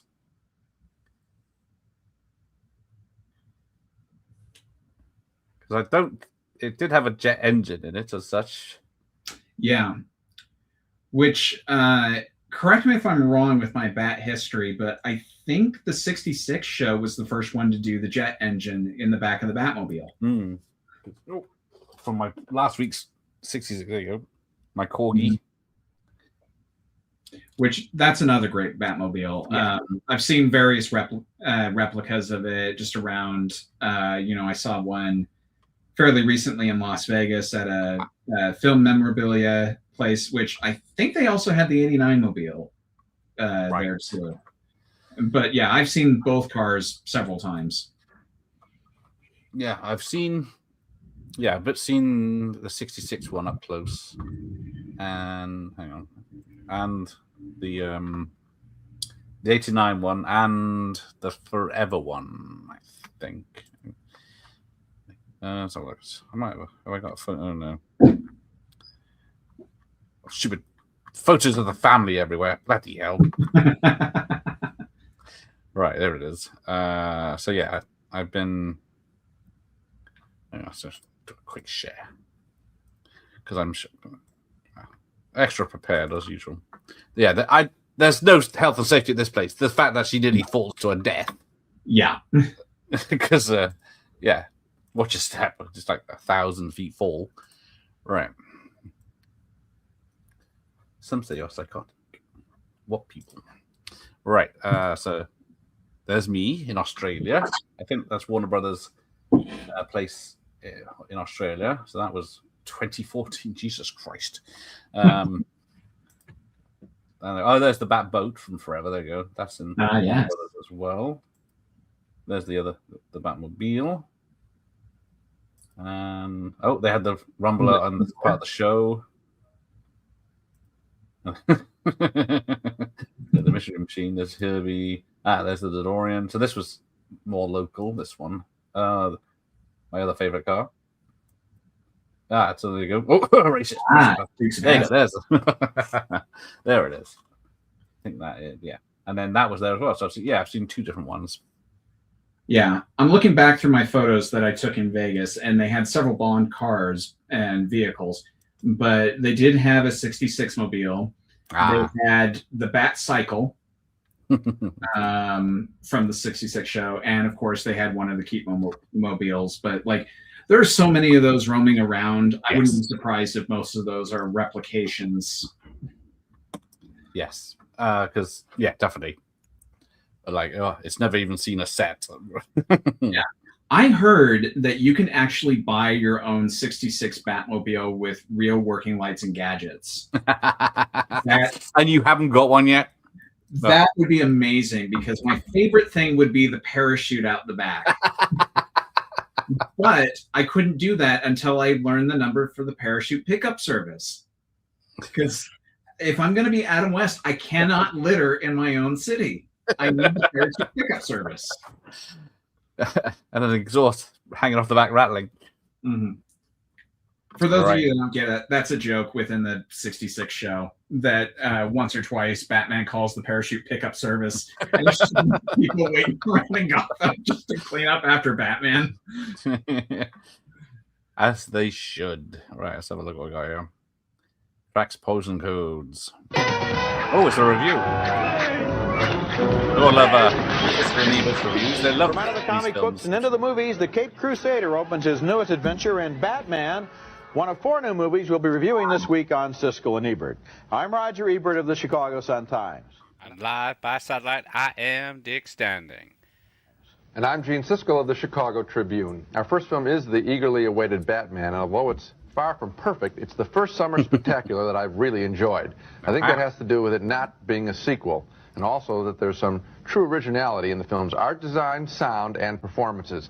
As been reported, this is a darker Batman, not at all like the campy 60s TV show. Jack Nicholson stars as criminal Jack Napier, here out to rob a chemical factory with the police and Batman, Michael Keaton, in pursuit.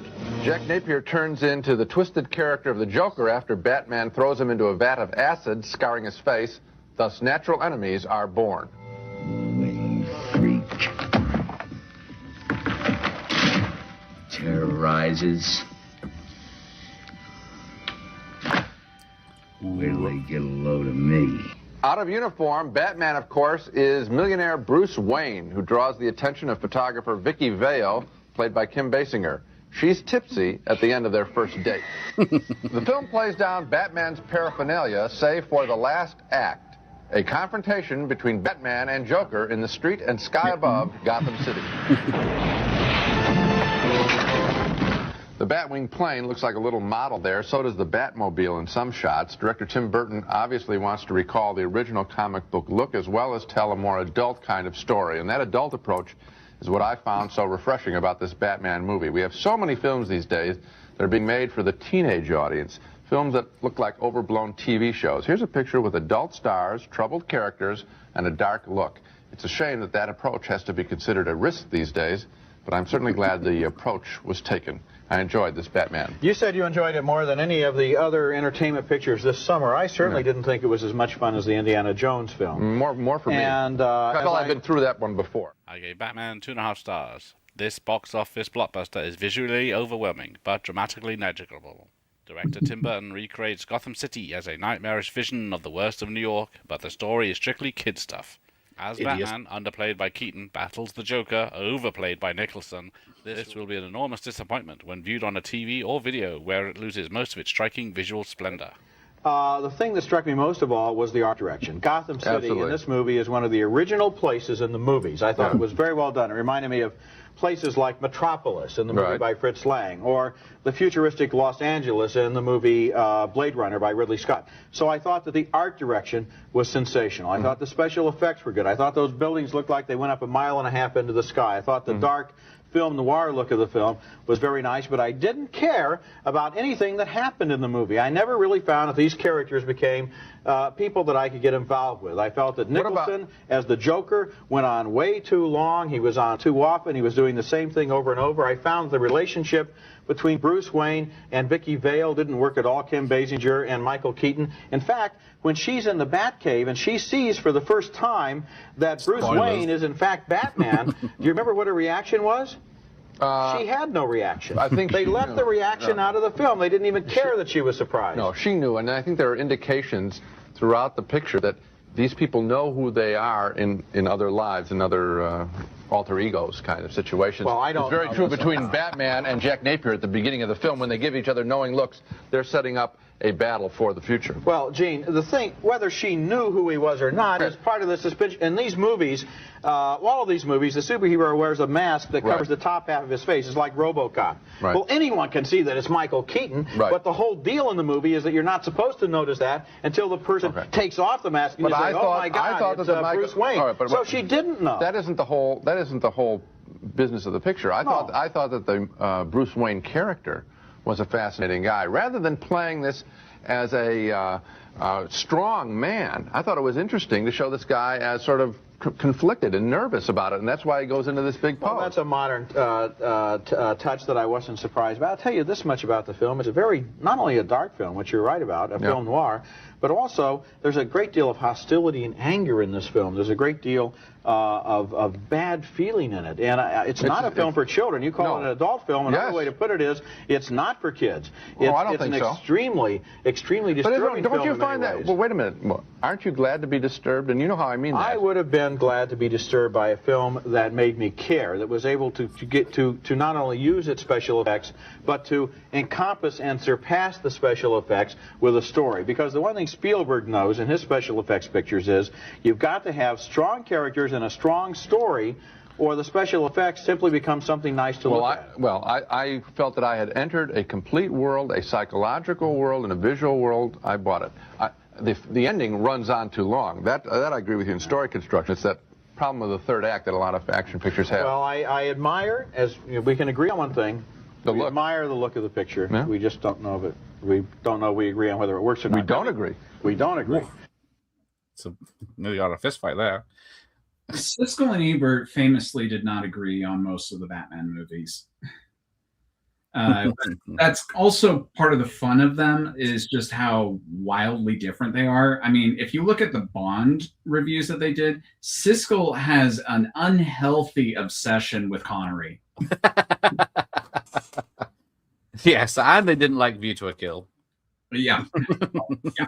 But Siskel didn't like any of Roger Moore's films. No. Okay, you guys were wondering what my favorite line is. Oh, it's in this scene, but it's not the "let's get nuts." The other obvious one. Never rub another man's rhubarb. Obviously, no. Another rooster in the hen house. You ever dance with the devil in the pale moonlight? Oh, such a great line. It is. I don't know. Let's get nuts. Let's get nuts is also very good. I just like the sound of it. But yes, very lucky he gets shot in the stomach area, I'm guessing, because that metal plate he stole isn't going to cover much. I agree with Siskel. It's very obvious before Vicky goes into the Batcave that she knows Bruce Wayne's Batman.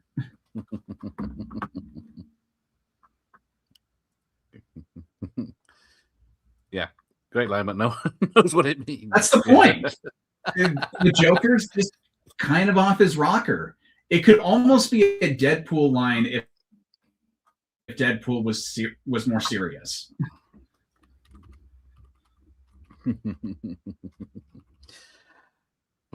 might join me for a weep.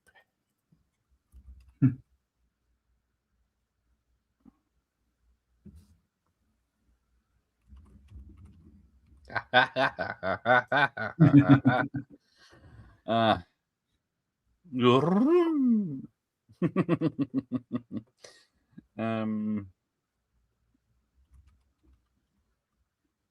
to think now.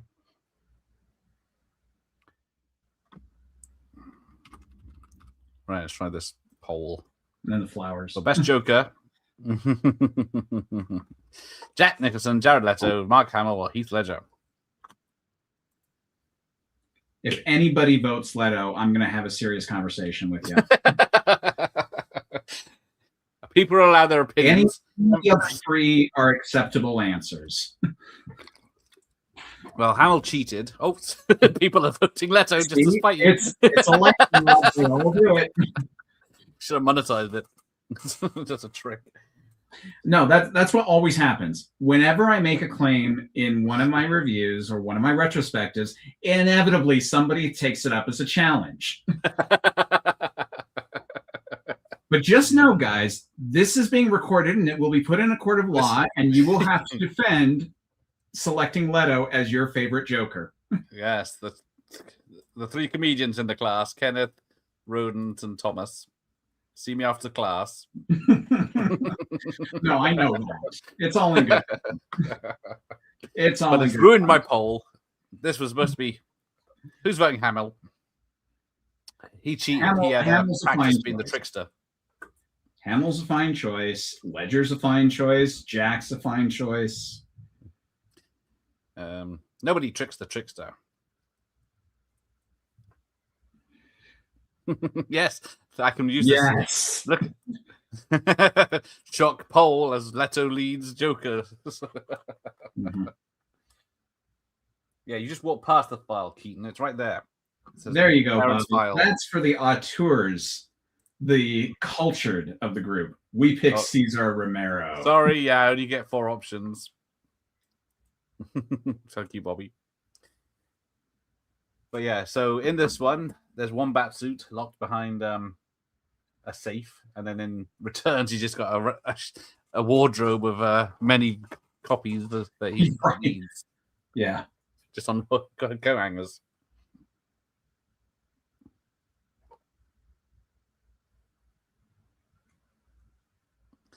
But yes, Leto did get praise for his Skeletor, of course.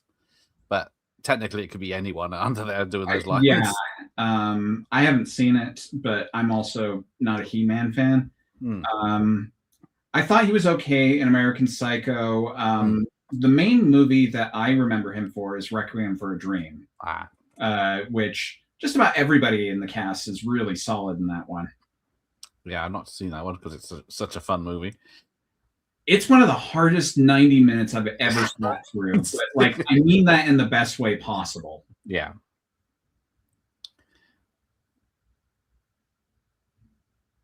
Yeah, I'm not sure how Jack Nicholson's technology here works when he can just slide with a hand. That's fine. So, truce, commence la festival. Yeah, notice that he does a fair amount of French. In this film. I hold on, 20 million in cash. So yeah, if it's all dollar bills, you're lucky you're going to get like 20 at the most. Right. Because yeah, you're not going to be picking up $1 million and carrying that away.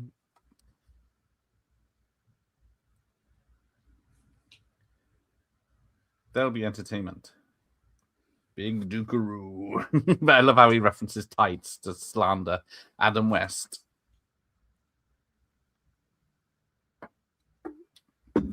He's at home watching his tights.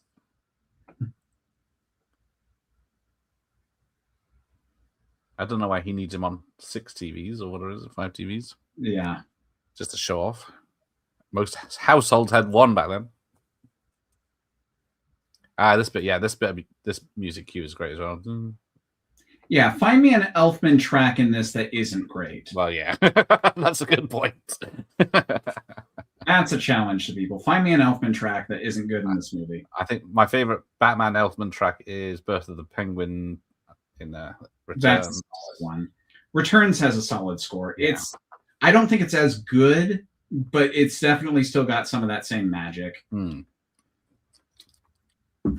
I kind of wish for the Lego Batman games, because like they use the 89 score a lot in those. I wish they would have used Returns as well.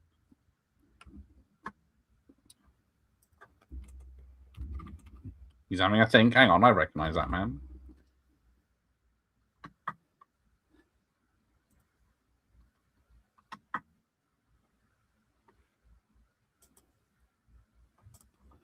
So if you do have 4 hours to spare, there is my Batman 89 time capsule, which has a lot more of what you saw tonight. All the cereal adverts, toy adverts, because there were many. Yeah. What did you call it? Like a tribute to capitalism or whatnot? Oh yeah. This out, but like there was demand for it. Yes. I mean, if you watch any pop culture retrospective of '89, it won't be long before you see somebody wearing something of Batman. Yeah, I'll take a pity thumbs up any day. Yes. Not ashamed of it. Look, I can do. Let's get that Gerard Leto business out of the way, as it's been ruined. Yeah. I'll take a pity. Well, that's what happens. Your audience just decides they want to piss me off. So, how dare you have different opinions? Yeah, how dare I actually think Dark Knight is solid, and that I don't love the '89 film like some others. Seriously, though, you should see the hate comments I get from people about my core design Tomb Raider video. When I actually gave those positive reviews, they still think I hate it for some reason. Yep. Yeah, my chat just lives to torment me mostly. Yes. I mean, what? You're on 5-6 nights a week? Yeah, sure. Now, is that supposed to be young Bob, or is that just another henchman? No, I don't think that's supposed to be Bob.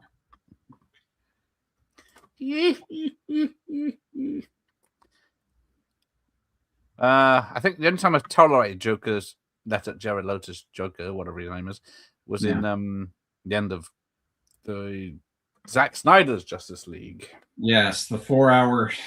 Oh my gosh. You think I have a problem with conciseness? Zack Snyder has a real problem. Yes, no. Ian, I understand that not everybody likes Nolan's movies, and I get people's problems with him. He's not my favorite filmmaker either, but I have yet to see a true abomination of a film from him, and I've seen all but 2 of his films. Okay. I just watched The Odyssey last week for the first time, and it was long, unnecessarily so, because, for an Odyssey film, I expect it to be an hour and a half. It's not that long a book, is it? Or poem, or whatever it is. Yeah. We've got Jason the Argonauts at least 90 minutes, so. There we go. Who let Vicky Vale into the Batcave? Standing there and turn around, there she is. Oh, hi, Vicky.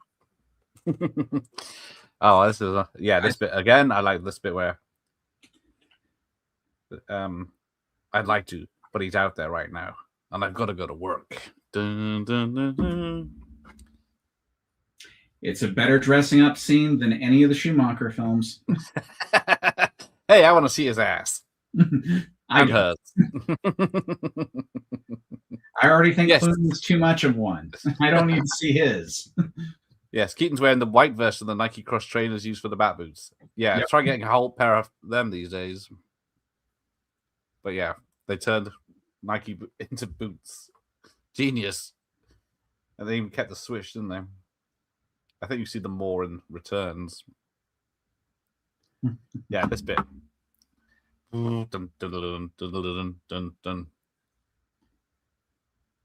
Oi, you're dead. Oh, mate, you're dead. I would love it if it was just spraying out paintballs this entire time.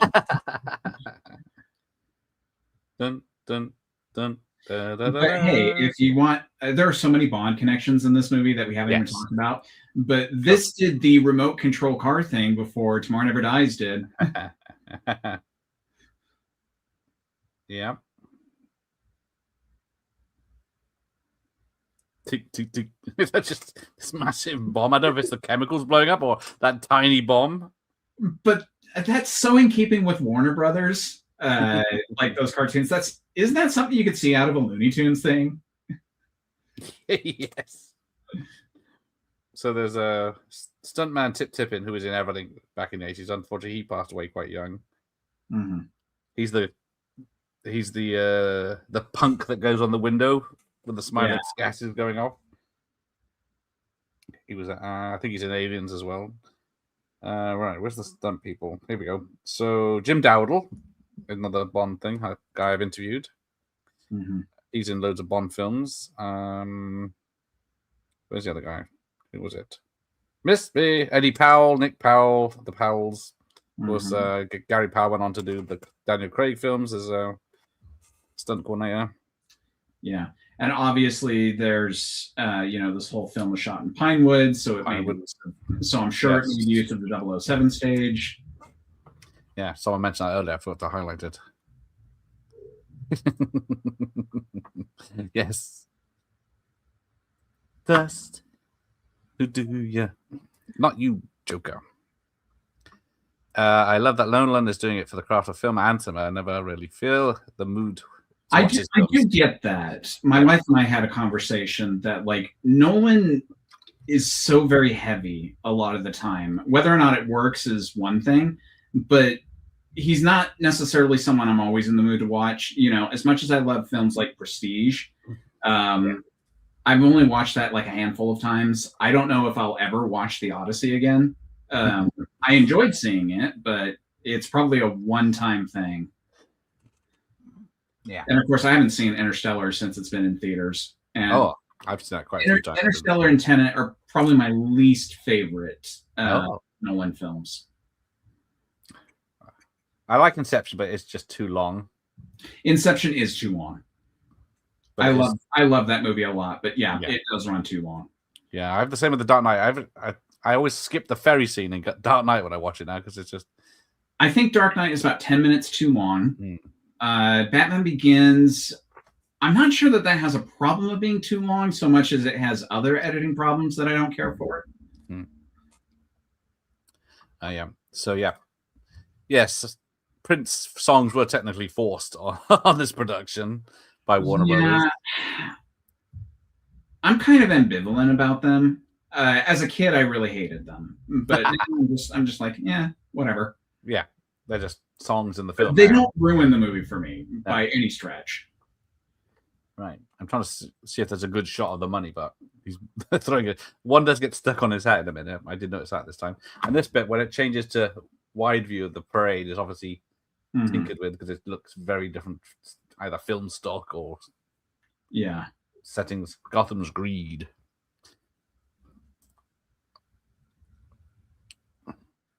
They don't get in the way, no. Yeah. And then I guess Elfman's not doing like a Bond film where I'd have to incorporate the songs into the tune. Well, I mean, Living Daylights had quite a few featured songs. No Time to Die, surprisingly, has a lot of featured songs in it. There you go. If you just, you can see they're not real dollar bills, but they might actually. I think there might be Lincoln on it. Who's on your dollar bills? It would be Washington. Yeah. And where is the Batman? Because it doesn't look like the Joker on the back of his throne there. There's one stuck to it. Oh, yes. Face to Face in Returns is better. Yeah, the Banshees. That's a good song. And that is incorporated in some of the theme as well, I think. I do remember it playing during the costume party with Pfeiffer and Keaton. I think that's a great choice to put behind. Yes, Fly the Back Ring. I think that's the song, isn't it? Well, I relieve you, the little people. You're meaning worthless lives. But if you have to go. Go with a smile. So we haven't talked about The Flash with Keaton returning as Batman. That's because I don't really want to talk about The Flash. I don't hate it like everybody else. I don't think it's the worst DCEU movie, but it is kind of a waste of time. And Keaton in that film, it's not the Burton version. Not really. I think that is, they do sort of suggest it is a different universe from this. But even just how Keaton plays it, how they interpret that Batman, it's not the Burton version, so it doesn't feel like it works. Yeah, it's just there for nostalgia exploitation. And of course, the film dates a lot worse because of Ezra Miller, so I understand if people just don't want to watch that ever. I think the cameo scene towards the end with like the various different versions of Superman, that is so useless. It is horrible. When I saw it in the cinema, I saw it in the cinema too, and I thought, "Oh no, don't put Reeve." No, put Reeve. Poor Nicolas Cage, poor Christopher Reeve and Helen Slater. That's actually the one I do like. I don't like them doing George Reeves and Adam. No, that in black and white as well. Slater, Reeve with Helen Slater was an abominable effect. I hated it. Yeah. And then they're all clashing, and they're watching and not doing anything. I guess maybe they don't know something to do. It's it's a really weird way they did it. But of course, Keaton would have been back in Batgirl as a mentor figure. I'm not sure if he would even dress as Batman in that one. But we'll never know. Unless Warner Brothers runs out of money. Look, I don't buy that movie is like the worst train wreck that they say it was. No. Given some of the stuff that Warner Brothers has released, especially within the last 10 years, I think that's a stretch. Yes. Because where's Josh? He's gone. He watched last year's Superman 5 times in the cinema. I love the new Superman. I like the Superman, yes, but not the film as such. Yeah. I like the film very much, but also because I hate the Snyder version. So to get something even mildly closer is better. And yeah, that movie has plot holes up the wazoo, but like, I'm just so sick of like, should Superman be saving people and the dissecting thing? You know, Superman was never a real thing. Horse crap. I hate it. I hate it. That's so bad much. language. Might say duty next. Oh, here we go. My balloons. Just happens to have this scissor mechanism on the front of it, just in case. No, I swear very selectively, and especially on YouTube. Got to be careful about not getting demonetized. Well, yes. Some of the other stuff I do does get demonetized when I read the comments out. Yeah, I'm already in trouble with the amount of film footage and original soundtracks I use. I don't need to be adding swearing to it. And quite honestly, for the style of the reviews that I do, it doesn't fit. No. Bob Gunn. Not Bob. Why is she Bob? Sad day. Get out of here. Let's see, they're still collecting the money, so obviously they're not looking at it if it is the fake money, but yeah, that's just me. This bit, what do you make of this bit where he goes into the the moon just to do the symbol and flop down again? Who's he showing off to? I think it's hilariously cool. And then complaining that they're using models. It makes no sense. But you know what? This entire third act doesn't make sense. Why does the Joker have a whole bunch of henchmen at the top of the church? He didn't know he was going to be up. I did think that when I watch it these days. I think, hang on, he's just called for a helicopter, but there's 3 guys up there waiting just in case that he didn't know he was going up the cathedral. I'm surely a helicopter can land anywhere in Gotham. Yeah. And then how is it that this bit right here where the bat plane is targeting him and he misses every single shot? No. Yes, he's got the guns on the side, but they're not angled to sit. People like to talk crap about how modern superhero movies are full of plot holes. This one definitely has plot holes, but it's done in such a way that I don't think many people care. And obviously, like when I'm not in my analysis mode, I'm just like, whatever. Yeah, it's like, yeah, the bullet hole's going straight for him, even though they're going where his arms would be. He does miss him. And the Joker's just got this. I don't know how he walks with that gun. I think the barrel telescope is supposed to be the idea here. But is it? I don't know, because I don't think it telescopes. He just pulls it out and it's long, and then he shrinks it later, and then it just turns it to fake. But yeah. Well, afterward, because he has the gun for like a couple of shots. I think there's one where he's got it at a shorter length. Yeah. I forget. It's been a while since I've seen this one. Yeah. You can see this as obviously models in this HD version more than. Yeah, this is one of the films where I think watching it on 4K does it no favors. Yes. But I think it's in the comic book adaptation, he says explosive shell after he gets shot by the Joker's gun. That's the reason it takes out the bat. Because if he shot a normal bullet at the Batmobile, it just bounces off. But yeah, apparently he didn't use the same material. Yeah, for the Batmobile, sure.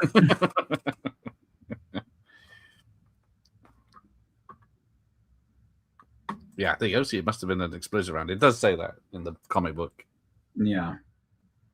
And yeah, he's got his walkie-talkie that also detonates things and everything.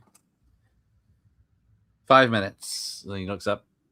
Better make it 10. And I do love that actually in film time, I think it's about 10 minutes. I think it is. I did check it the other night. It is pretty much 10 minutes.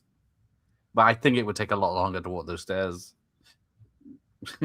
Maybe the Joker has a bunch of bouncy pads where he just goes up the levels. Yeah. Oh, Batman. I don't know. Was he hiding or is he just coming around now? Oh, yeah. See, the best Catwoman. Pfeiffer, Halle Berry, Hannah Hathaway, or Zoe Kravitz. Pfeiffer, in terms of performance, Kravitz and Hathaway are neck and neck for me as to what the character is actually supposed to be. Because I personally have a problem with making Catwoman nuts. But Pfeiffer plays it up so well that I find myself accepting it. Yeah, well, we've got Julie Newmar. What was it? Newmar's my favorite of the three Catwomen from the 66 run. You have Lee Merriweather and you have Eartha Kitt. Eartha Kitt, thank you. All three of them did a great job. Newmar's my favorite. Yeah, I probably didn't even notice they changed them when I watched that back in the day. Because if we were doing it just based off of sexiness, as much as I love Hathaway, Newmar's got to take the cake for me.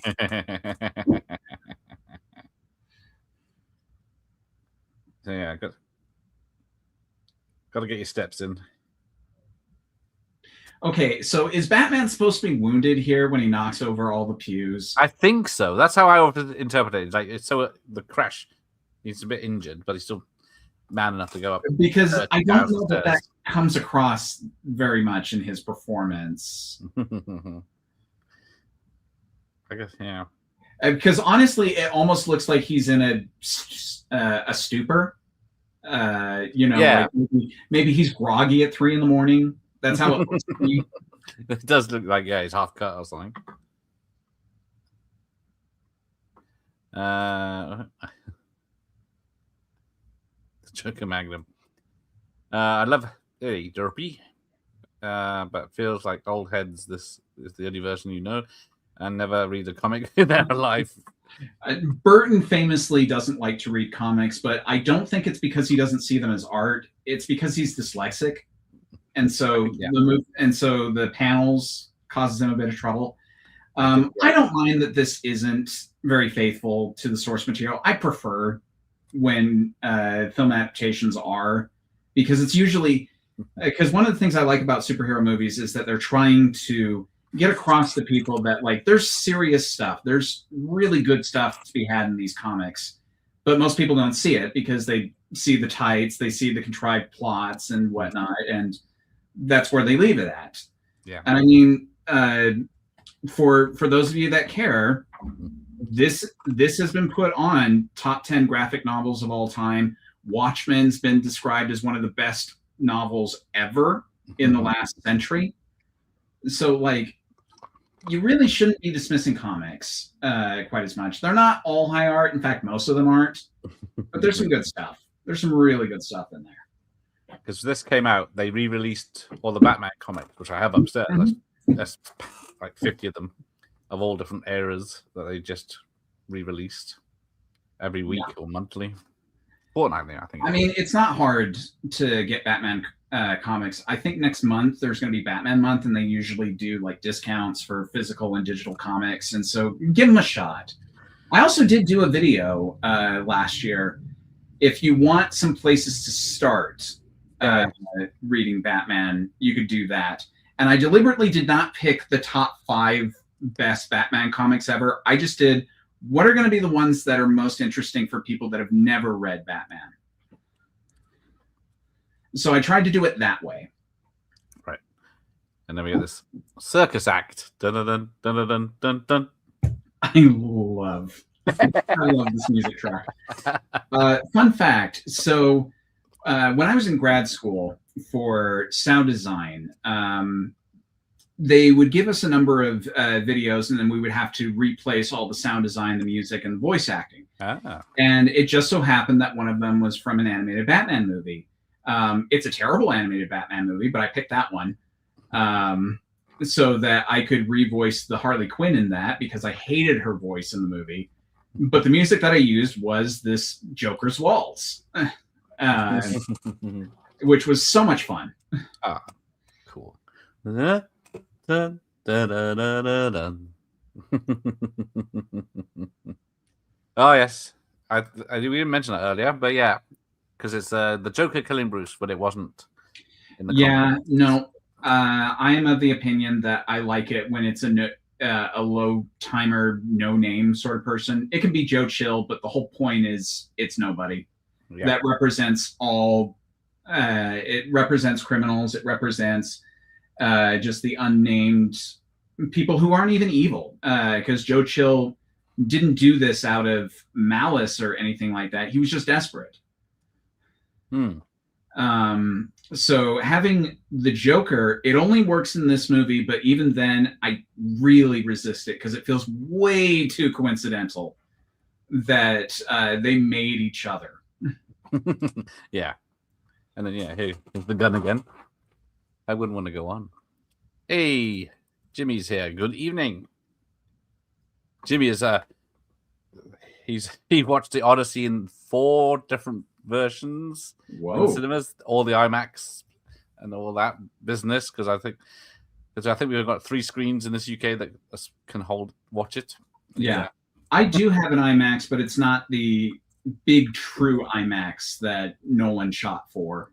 Right. So I got it as close as I could reasonably without driving down to Las Vegas or something. And then he did Spider-Man Brand New Day with the screens that are on the side of the cinema as well. And, the 4X? Yes. And then a few other versions as well he went to just to get his money's worth. Wow. Oh, hang on. No, sod him. Lots of respect for the man now. Nope. I think I watch Batman Returns more, but probably because I watch it most Christmases. No, I can understand that. Returns is even more artistically interesting than 89, and it's very much more the Burton film of the two. Not to match so much to see it. I enjoyed the standard cinema version. There you go.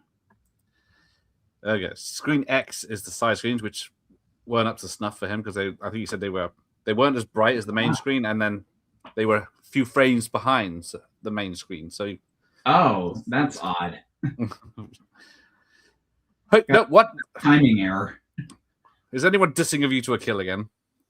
Where was this? Excuse me. Dissing A View to a Kill is my territory. You guys no, wait, get my signed VHS out again. Right.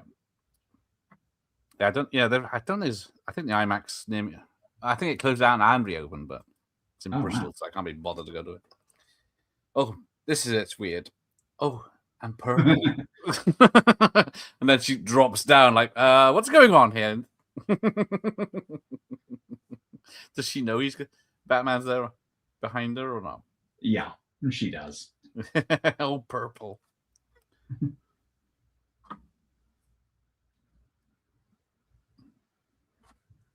It's a proper film in IMAX. Yeah. But yeah, because IMAX is more popular than 3D ever was. And I prefer it of the two. 3D was always just a gimmick to me that was never fully used how I think 3D should have been used.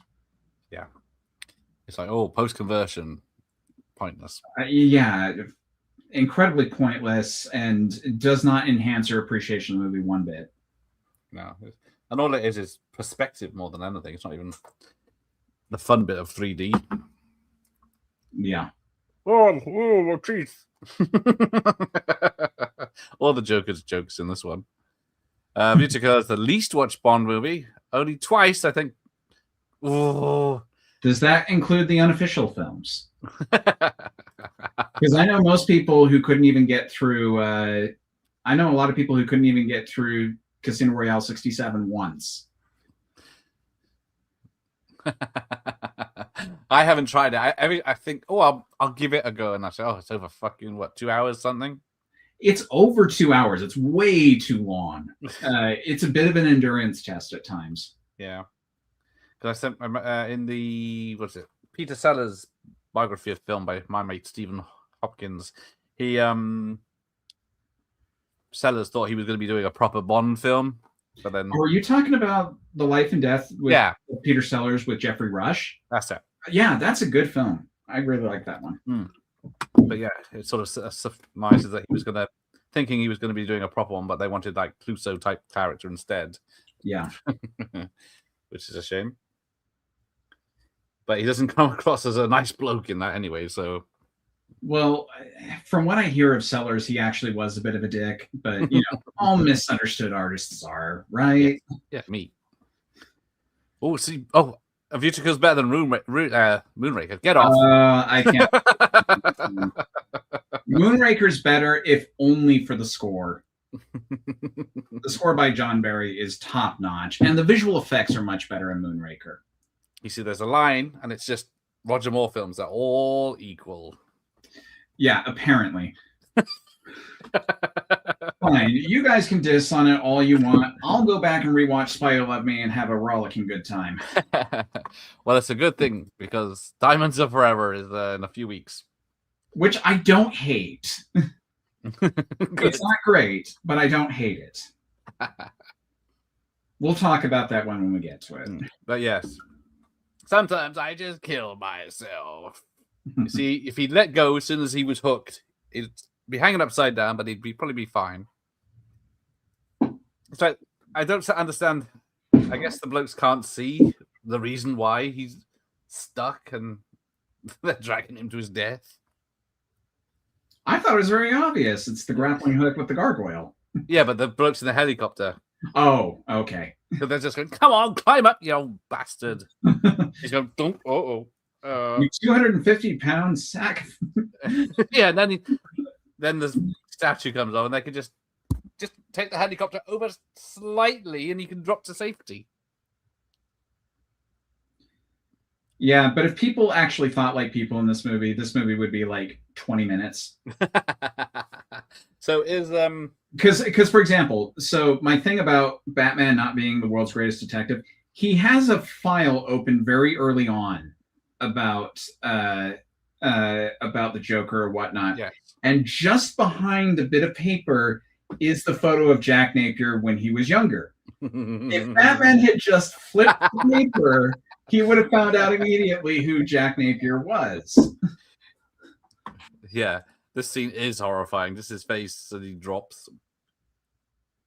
But did Batman kill him? Or is he just responsible? Because he didn't know what would happen. I think he killed him. Again, Keaton's version absolutely would kill his enemies. But I don't know how he... Was he made of something... Because he made a crater in the shape of the Joker without any blood. So it's like Looney Tunes. Just a little bit of blood coming down the... Yeah. That's it. I used to have one of those laughing bags back in the day. I don't see what the point was, but I think you just put them somewhere, and then I think they were like sometimes maybe a pressure sensor. So if someone sat down, it would just laugh. Oh, hang on. You got The Spy Who Loved Me is on TV right now. All right, TV. Let's go. Oh, excellent. It's okay. I still want to finish Batman. He only fired the rope to stop him flying away, technically. That's a flimsy justification.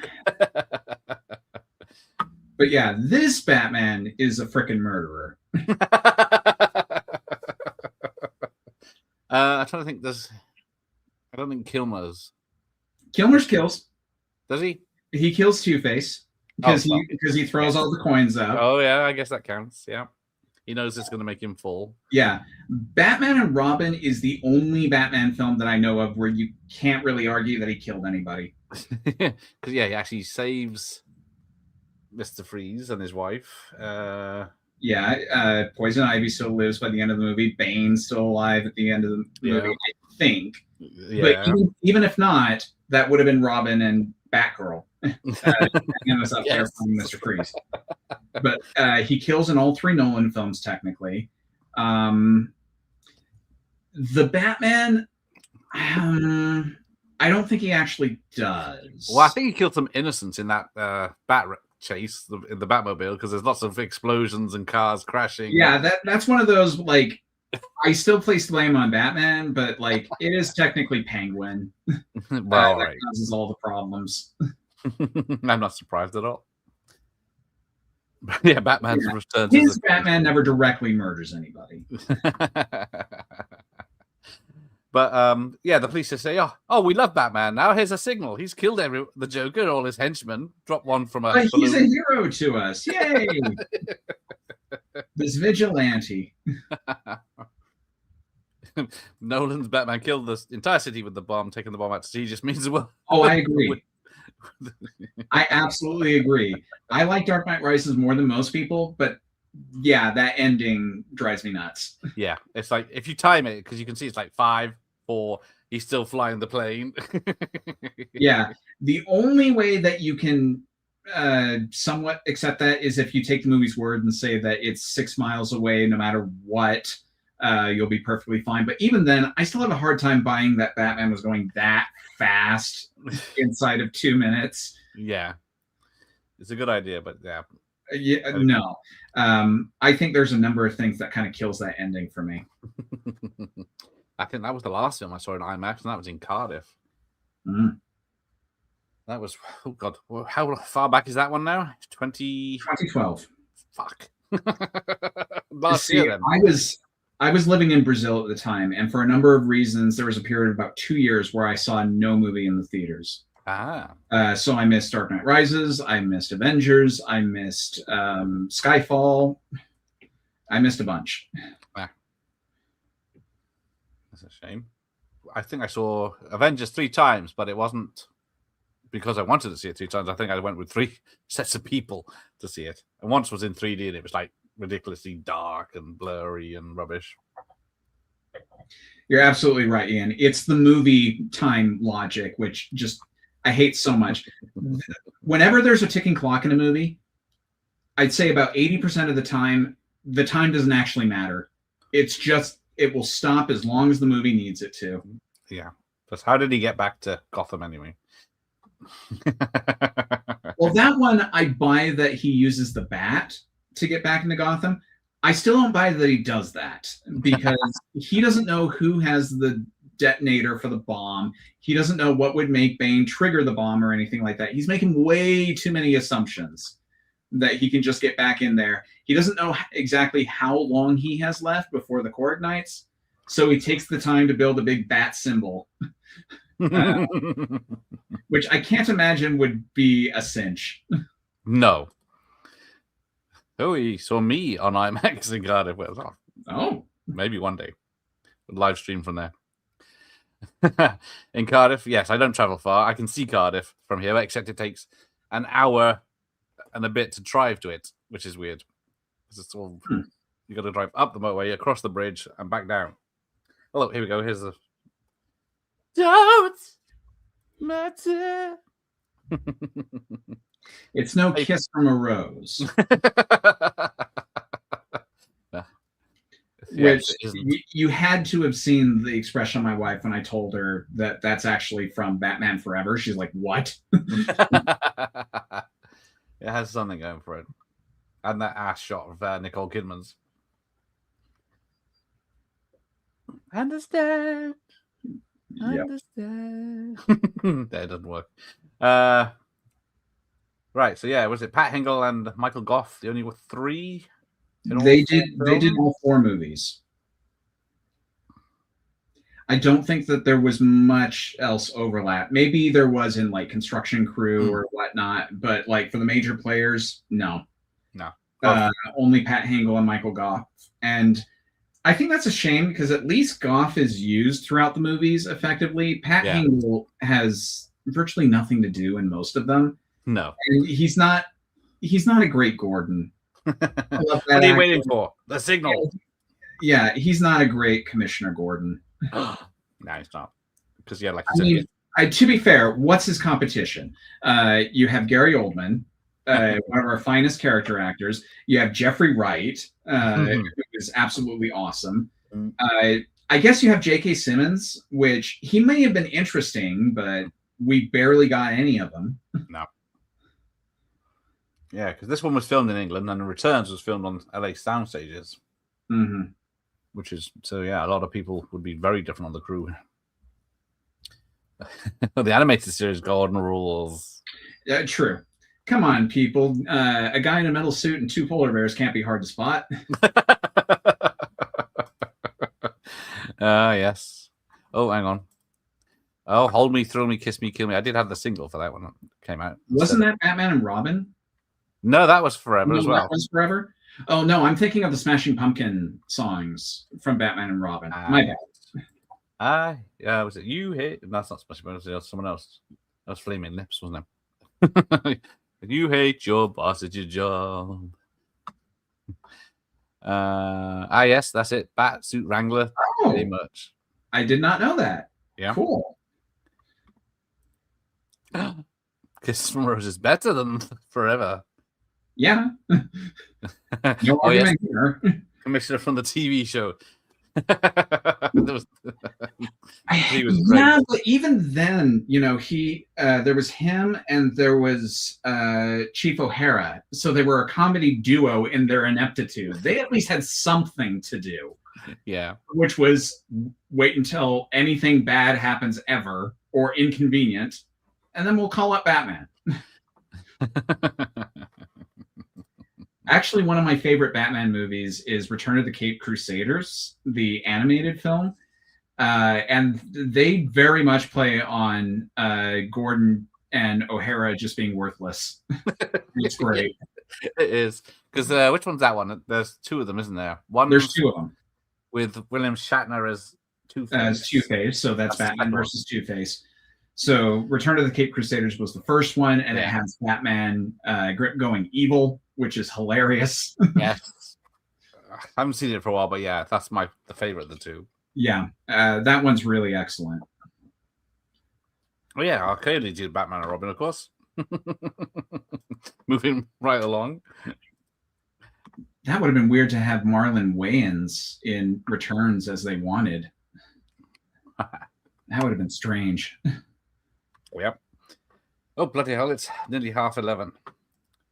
I told you it was a long film. Too long, some people also say. Paused it at several times so that you could do the video. Yes. I had to. I did. Yeah, I was doing it in time as it was, but yeah, I was pausing it. But I guess you weren't watching it on your screen, so it would have mattered anyway. Yeah. Yes, they are like the police in Murder, She Wrote. Yep. Just let Batman deal with any crimes.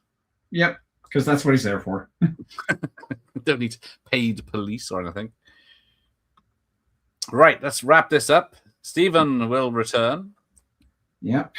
The diamonds are forever, forever.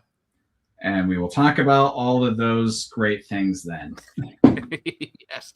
We're going to take a shot every time a Blofeld appears on screen. Right, so let's say good night.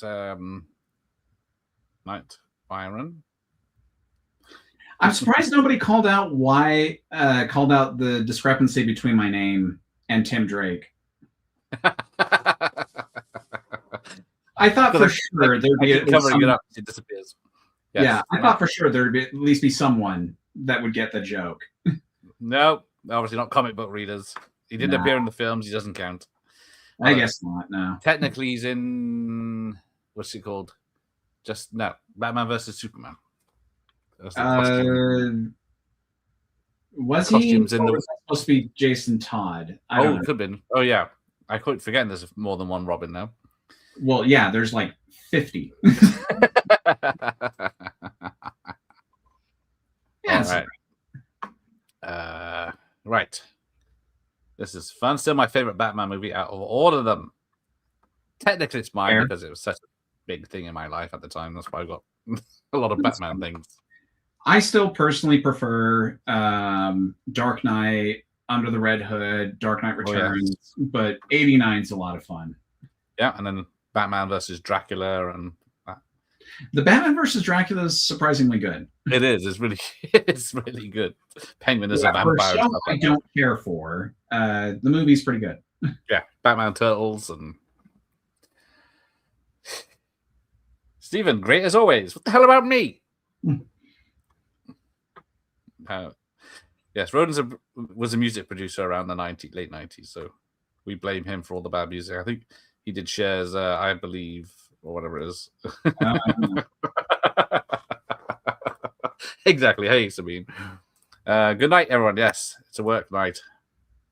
Yeah. All right. Yeah, you can't go back. Oh, it's Tim Drake's gay in the comics now.